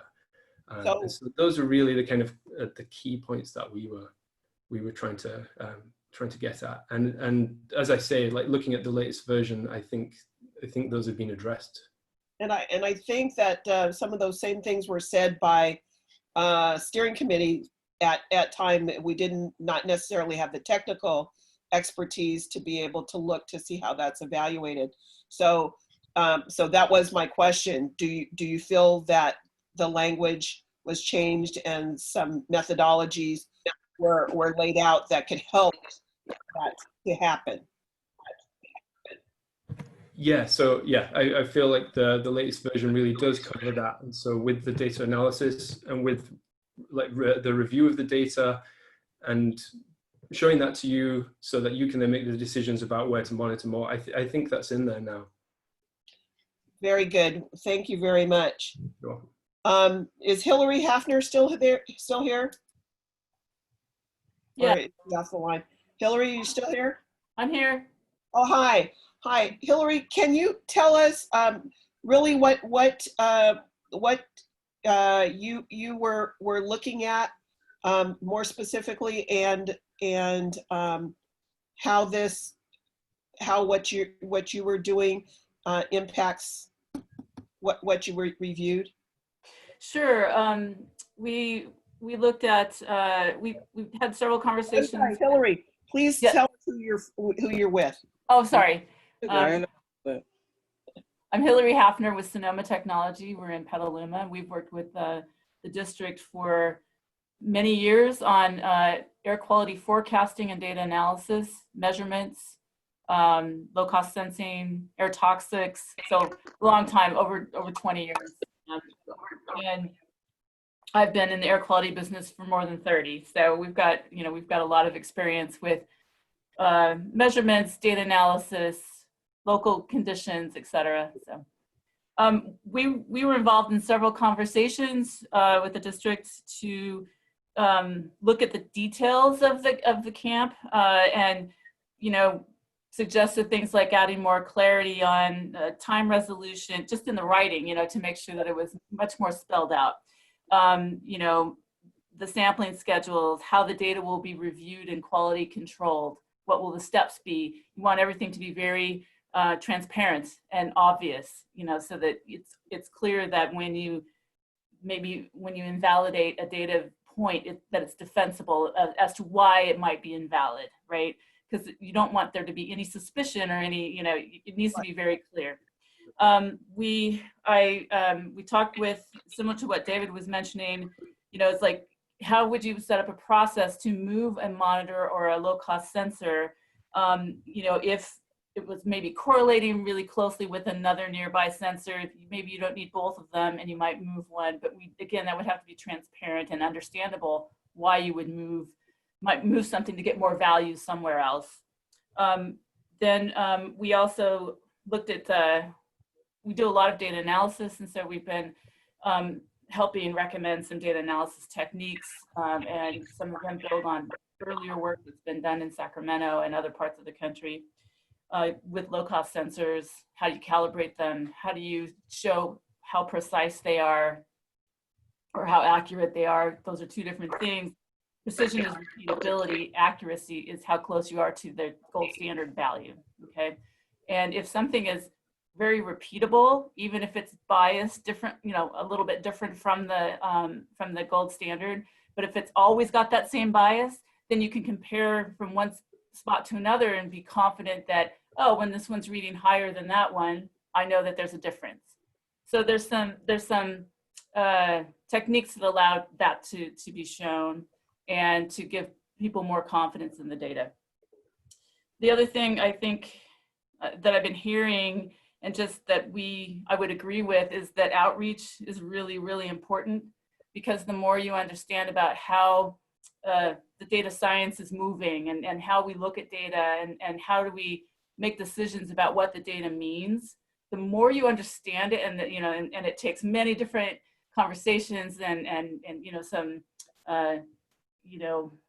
walking through the process, getting questions answered, so that you can basically have confidence that in the results that you're looking at, you understand how we got there. And if you might know, I do a lot of training of people on trying to understand data and having to explain some statistics and things that and like, why did we apply these certain approaches. I think it's really important that we are making sure that everybody feels confident in the results and that there's nothing being hidden or misstated or over-interpreted, because you can also do that. And so we spend a lot of time on making sure that information is accessible to a wide range of understanding and background. Very good. I thank you very much. Thank you very much for being here tonight. I don't see any other hands raised from the public at this time. So at this point, let's go ahead and close our public comment. Do I have a motion to close public comment? Make a motion. Make a motion. Yep. Motion from Rhonda Henderson. Okay, hold on. Motion from Rhonda Henderson to close public comment. Do I have a second? Second. Chris Baker? Yes. Second close of public comment. Okay, our public comment on this issue is closed. And we need to do a time check. Let's see. Where are we at? My clock says it's 8:10. 8:10. That leaves us 20 minutes. Is everybody willing to press on, or do we need a quick 5 minutes? I'm willing to press on. Press on and end on time. Okay. Agree. All right. So moving forward with that, are we ready for a motion, Bill? I believe we are. So the hold on one second. Excuse me, can I make one more comment before we do our motion, please?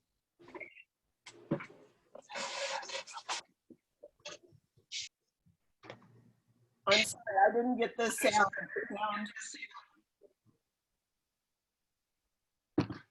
Are we? Go ahead.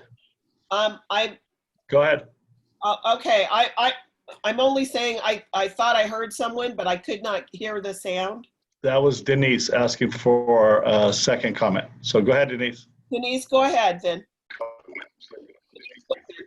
Yeah, I just want to quickly make a couple of points before we go to the motions to vote on this. And I wanted to bring up that something that was said about the standards meeting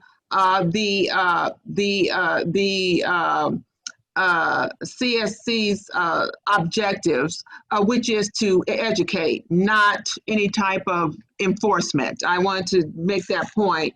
And I also want to make the point of, I want to comment back on what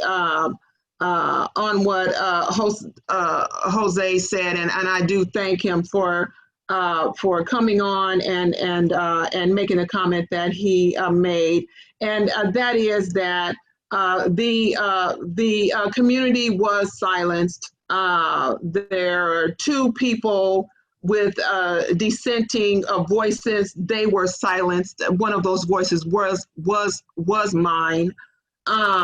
The top polluters in South Sacramento are not being monitored. And the boundaries and this whole process speaks for itself. It's my definition of systemic racism. I don't know what your definition is if this does not meet that definition. And I needed to in this era of COVID-19, where people of color, poor people are significantly disproportionate number based on pre-existing conditions that have already been proven to come from where they live and the air that they are being forced to breathe. You have these young people that are protesting in the streets around the globe. And so they're tired. And I know I'm tired of these very sanitized environments where, people's lives are being heavily affected. Their health and their lives, their even lives are being taken. So I do want to make that comment. And my hope is that now that they have risen up, and they have risen up all around the globe, and they're saying that they are tired of these specific processes, they want their health back, and they want the health of their children. Thank you very much, Denise, for bringing you. those comments forward. The Do we have a the motion? committee would entertain a motion to accept. Hey, Bill, Yes. this is David. We also have Chris Baker's hands up, so just want to be I'm mindful. sorry. We also have Chris's hands up. Go, Pat, go ahead. I think Chris is making the motion. Okay, go ahead. Well, I had a comment. I just wanted to thank Hillary for her very good expounding on what she's doing. That was a great understanding to me and learning. So thank you, Hillary, for that hard work and what you did to express to us what's going on. And I will make that motion. So we have a motion on the table. Do we have a second? We're saying that the motion is to adopt the Yes. the draft camp. That is correct. I'm sorry if I didn't make it clear. Just restate it for submission to CARB. Yes. Okay, Chris Baker. Do we have a second? I second it. Rhonda.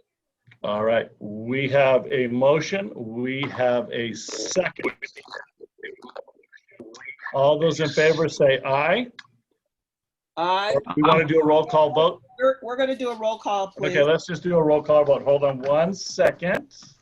Let me get back to one page. Do you want me to do that? I've got it right here. Bishop Baker. Aye.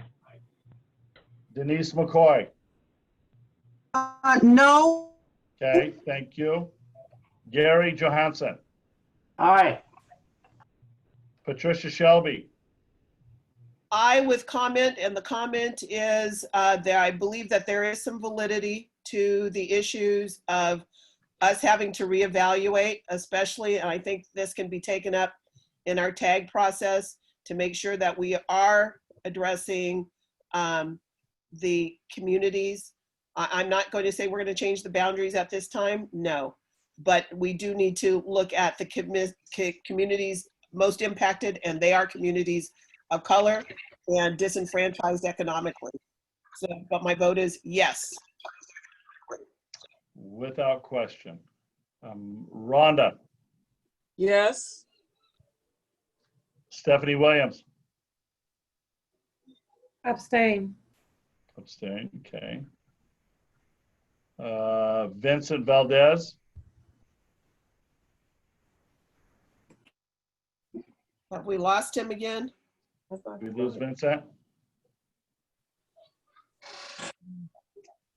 Chris Baker, did we get you? Yeah, he made the motion, so that's a yes. And Bill Knowlton is a yes. And so the only one we have, Vincent, are you back with us? Okay, motion carries. Okay. It looks like Vincent is with us, but his his sound is not on. Okay. All right. Bill, you want to move forward with our last items? Let me get back over here. Vincent had stepped out and he's now back. Okay. Okay. Vincent, did you hear the motion? No. I'm sorry? No, I did not. So the motion was to accept the camp as presented. So you're our last vote.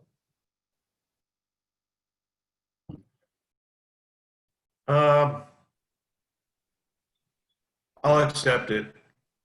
Okay, thank you very much. All right, we have, we're on to new business. Okay, next item is Alberto and Mark, a update on our budget situation.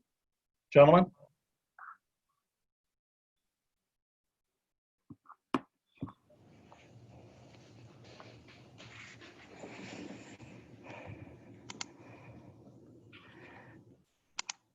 Okay, this is Mark here. I thought, let me just double check because I know Alberto is planning on sharing something, but it looks like. Alberto, I think your volume was turned off. Got it. Got it. I just turned it back on. Can you hear me okay? I can hear you now. It never fails. What I was saying, you didn't hear me, but I was saying is I just wanted to thank you for the opportunity to bring before the committee, I guess what I will characterize as a reality check, and that is what is the current situation with respect to our budget that is allowing us to undertake these activities with you. And notwithstanding the fact that this is strictly a budget discussion, let me just emphasize for the committee that I feel compelled to react to some of the criticism that I've heard as related to the camp. And I want to reassure the committee that we are here to help you and accessible to you to clarify what I will characterize as misunderstanding and misconception in terms of what the camp is actually doing. The references to reference methods and whether we're tracking sources. As we all know, air pollution doesn't obey boundaries, administrative or otherwise. So to the extent that there is pollution to be identified, we have a camp that will identify that pollution and the sources. So rest assured that we're only interested in what is best for the community. So I am at a loss understanding some of the criticism that my agency in particular is getting with respect to what we think, again, is the best possible camp given the resources we have. But having said that, again, I want to reassure the committee that notwithstanding what I'm going to say about our budget, we remain committed to and being accessible to you so that we can undertake a more fully and balanced discussion about what it is that we're proposing to do in the camp and what we're not. And I'm sure that some of our expert reviewers that you heard from today, I can speak on behalf of themselves as being available to you as well. But basically, the budget situation, as you can imagine, I'm going to say things that are obvious, is probably not looking very good for us. There is two types of funding that we get from the state. Funding that we call implementation funding, and that is essentially what pays for the staff that are helping you and us in this process. That is what helps for the food that we bring you at the committee meetings when we actually could do that, and we're sorry that we are not able to do that. For the process for what we are doing in the community, there's implementation funding that the state has allocated. There's also a very important part of funding that is what we call incentive funding. And these are monies that we can use for cleaner projects in the community. We are interested in full transparency in terms of the money, and all of this information in great detail is posted on our website. So should you have any questions about what I'm describing here, it's all available there.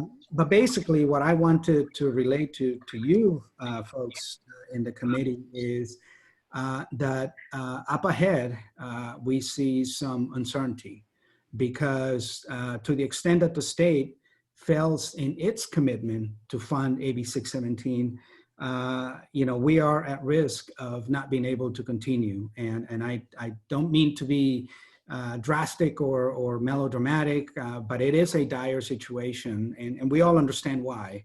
The crisis and the impending recession is going to make the work very difficult. So we are going to do as much as we can to continue to work with you, because obviously I often say what we are doing in the community is like ringing a bell. Once you ring it, you cannot undo it.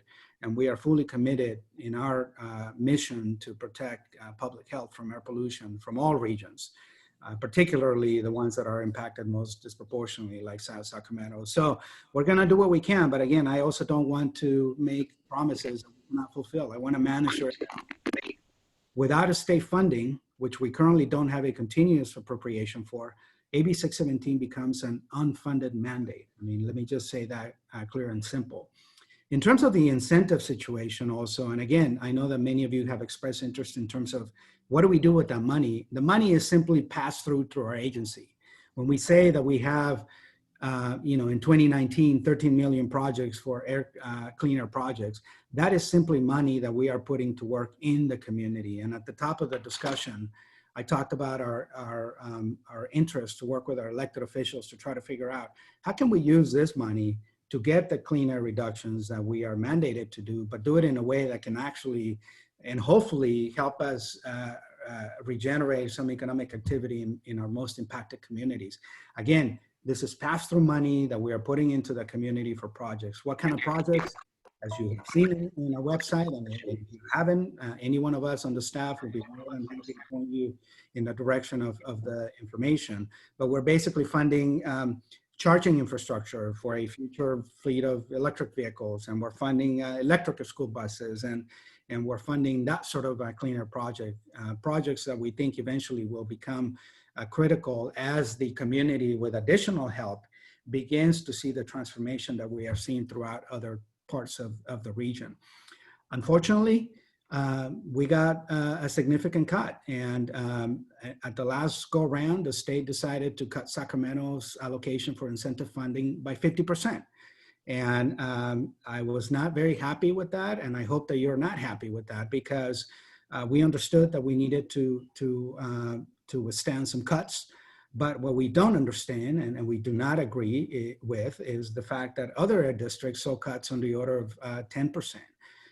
I still have not had a satisfying answer from the state as to why Sacramento saw a 50% reduction in those incentive funds. The reason I'm saying that is because I would like us to move beyond the technical differences, such as what we've been discussing with the camp, and we really need to work together. I mean, the way that we change the conversation and how we are dealt with when it comes to the state funding allocations for AB 617 is if we become a stronger region together, and together we go and advocate for what needs to come to the region. The state has plenty of use for the resources. There's more demand than the money's allowed. So they'll be more than happy to continue to send money down to LA and the Bay Area and other parts.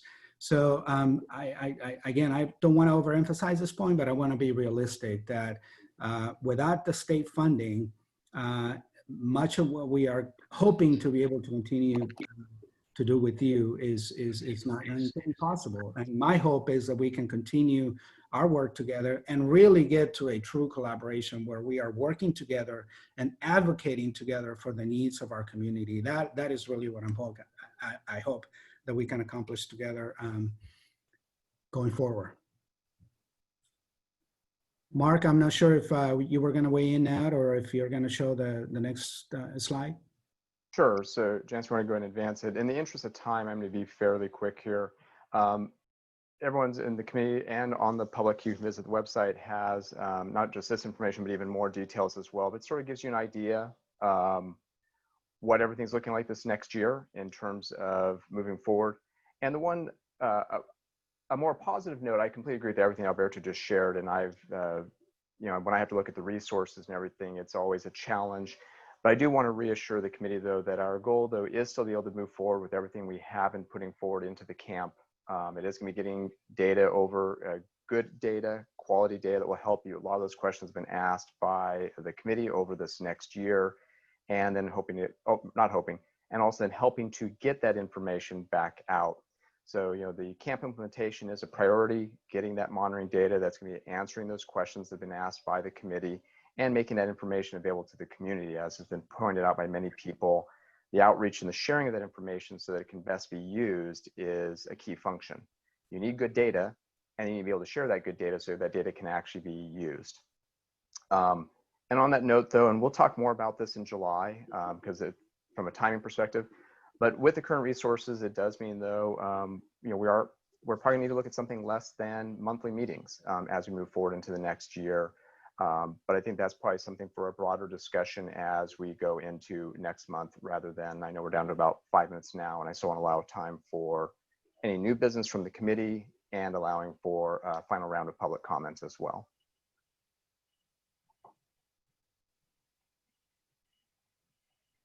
Okay, Mark, thank you.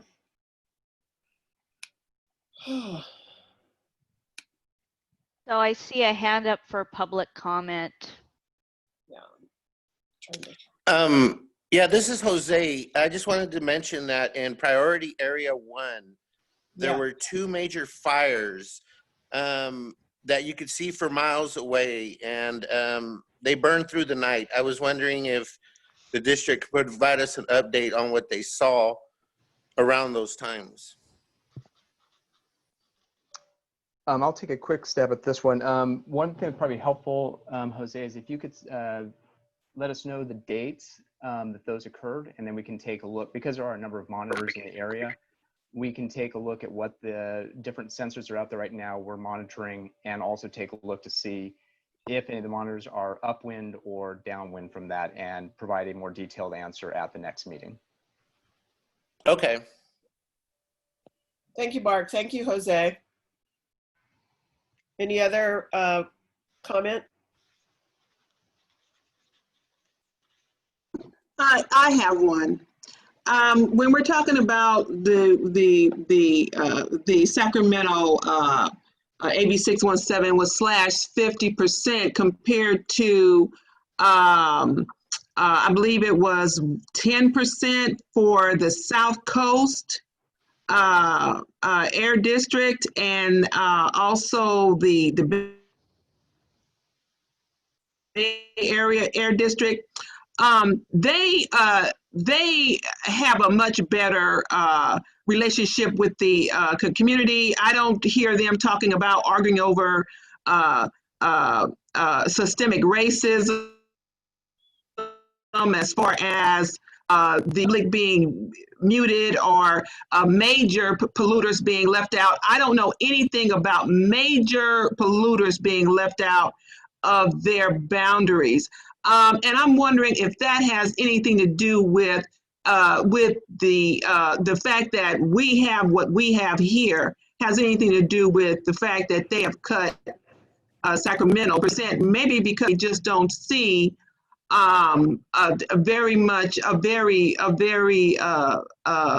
productive plan. I think, this is Janice. I think maybe Carb can chime up on this one.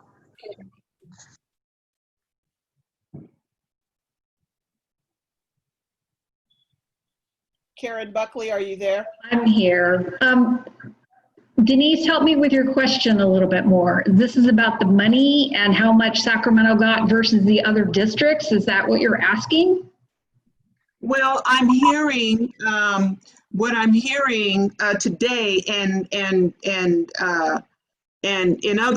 other spaces, that there was a cut that we were subjected to a severe cut of 50% because of the way that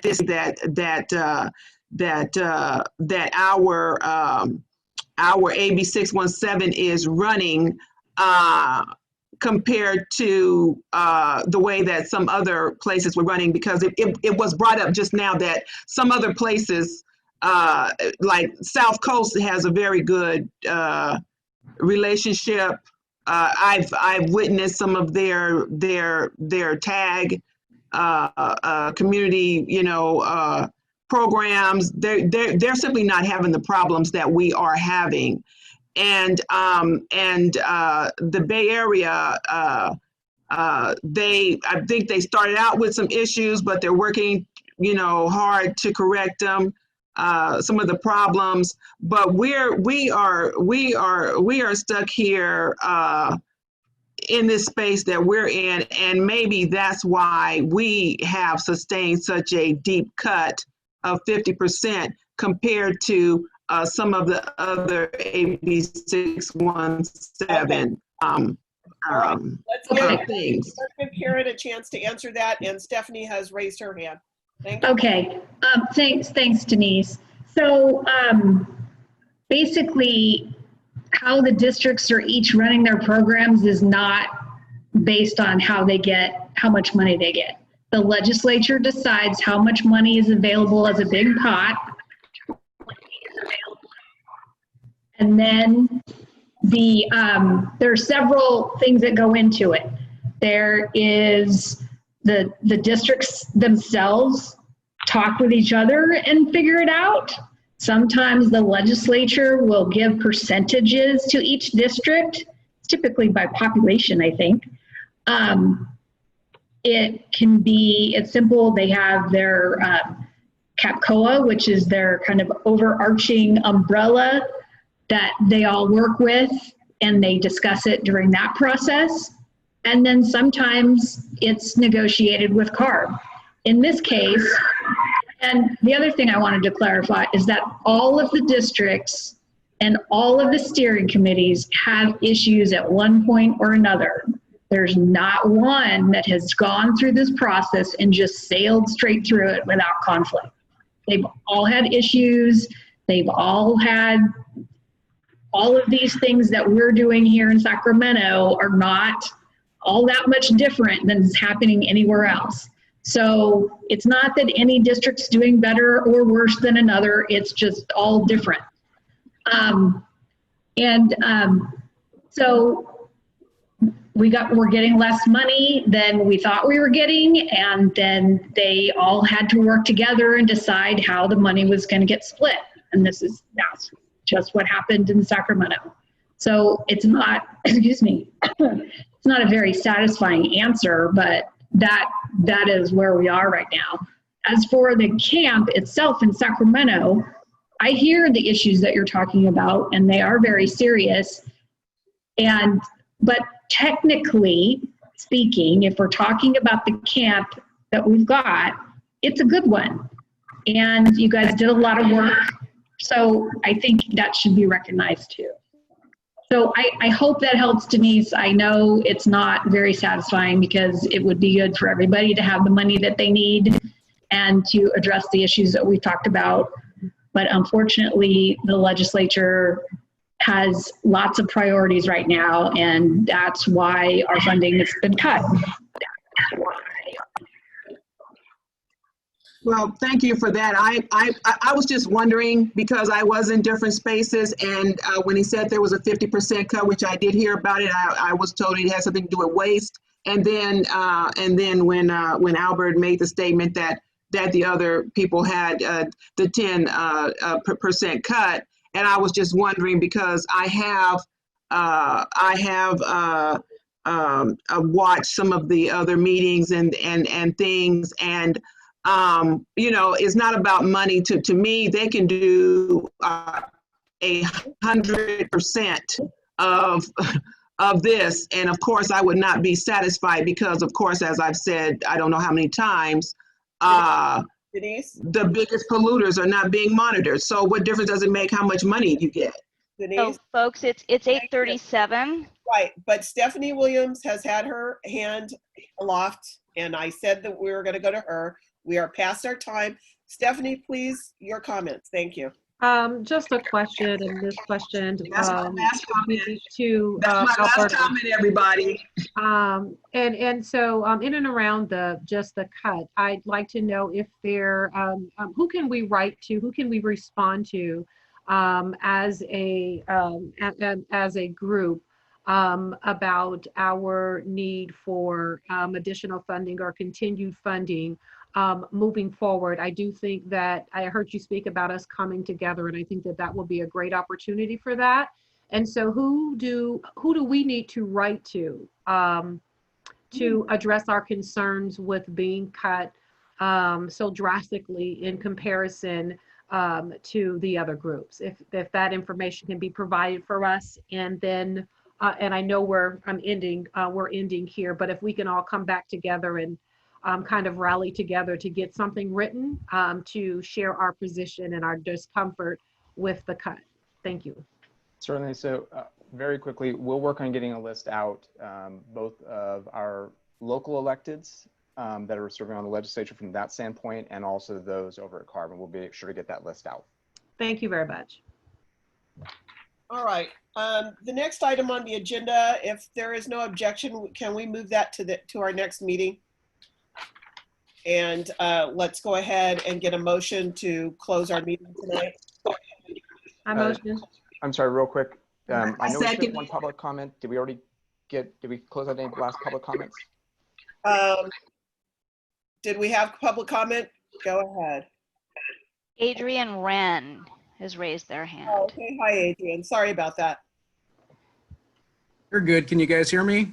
Yeah, we can hear you, Adrian. All right. Thanks for making the time. I know it's late. So I'm actually here just to reiterate something that I shared in February. Again, this is Adrian Wren with Valley Vision. But just that Valley Vision and several other partners, Breathe California, Walk Sacramento, and Green Tech Education actually were awarded a CARB Community Air Grant to do AB 617 groundwork in a couple of other communities around Sacramento. And I think the message today is just that the door is open. If any of the steering committee members would like to inform our process. Again, it's a very different process. It's not a formal AB 617 process, nor are the neighborhoods we're working in formal communities, but they are North Sacramento and Oak Park, Fruit Ridge Manor areas. And so we'll be facilitating community-led air monitoring via low-cost monitors in those neighborhoods. So if you'd like to get in touch with me, I think I'll change my name to my email address in the participant box. I think that's probably the best way to do it.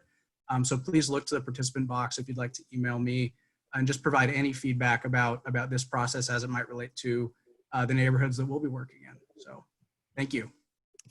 Thank you, Adrian. Thank you, Adrian. Chris Baker has flagged. Yeah, I'll be brief. To comment on something earlier that Alberto said, I will agree with him. Your staff has taken a lot of attacks and inconsistencies and things that was said. I just want to let you know that you guys are doing a wonderful job at what you can do and helping us with what we need to do. And it's not easy for the things that you're doing, but I want to personally say that you're doing a wonderful job, and I've never had any problems as far as getting in touch with you and understanding better things. So I want to say kudos and hats off to you. That's my point. Thank you. We will continue the discussion regarding the budget and its implications. More information as to how we can work to meet the goals that we still have laid out and that we're still fleshing out through our tag process and community and forming. I don't think that this, despite a budget, is a process that we can really afford to let go. And I think that we have to move forward, or we will be just left out in the cold. And could we have done things better? Yeah, as we learn, we'll do better. And that's all that we can ask. But we still have further to go, more educating of ourselves and with our expertise and with our community interaction. So I thank you so much for attending the meeting tonight. We have run over, but do we have a motion to adjourn? I motion. Denise, did you motion? Yes, I did. Okay, Denise has made a motion to adjourn. Do we have a second to that, please? I second. Okay, well, I got a lot of seconds on that. Okay, Stephanie, Gary, and Chris. All right, everyone. Please take care of yourselves. The different stressors that we're under, we still need to make sure that we're keeping our own spirit and our own mental health and our own physical health so that we can be able to fight the good fight for our communities. Thank you, everyone, each and every one of you, for your input and your guidance, and let's move forward. We know better, we do better, and let's make that commitment to each other and our community. All right, good night, everyone. Good night. Good night. Thank you. Thank you, everyone. Good night. Good night.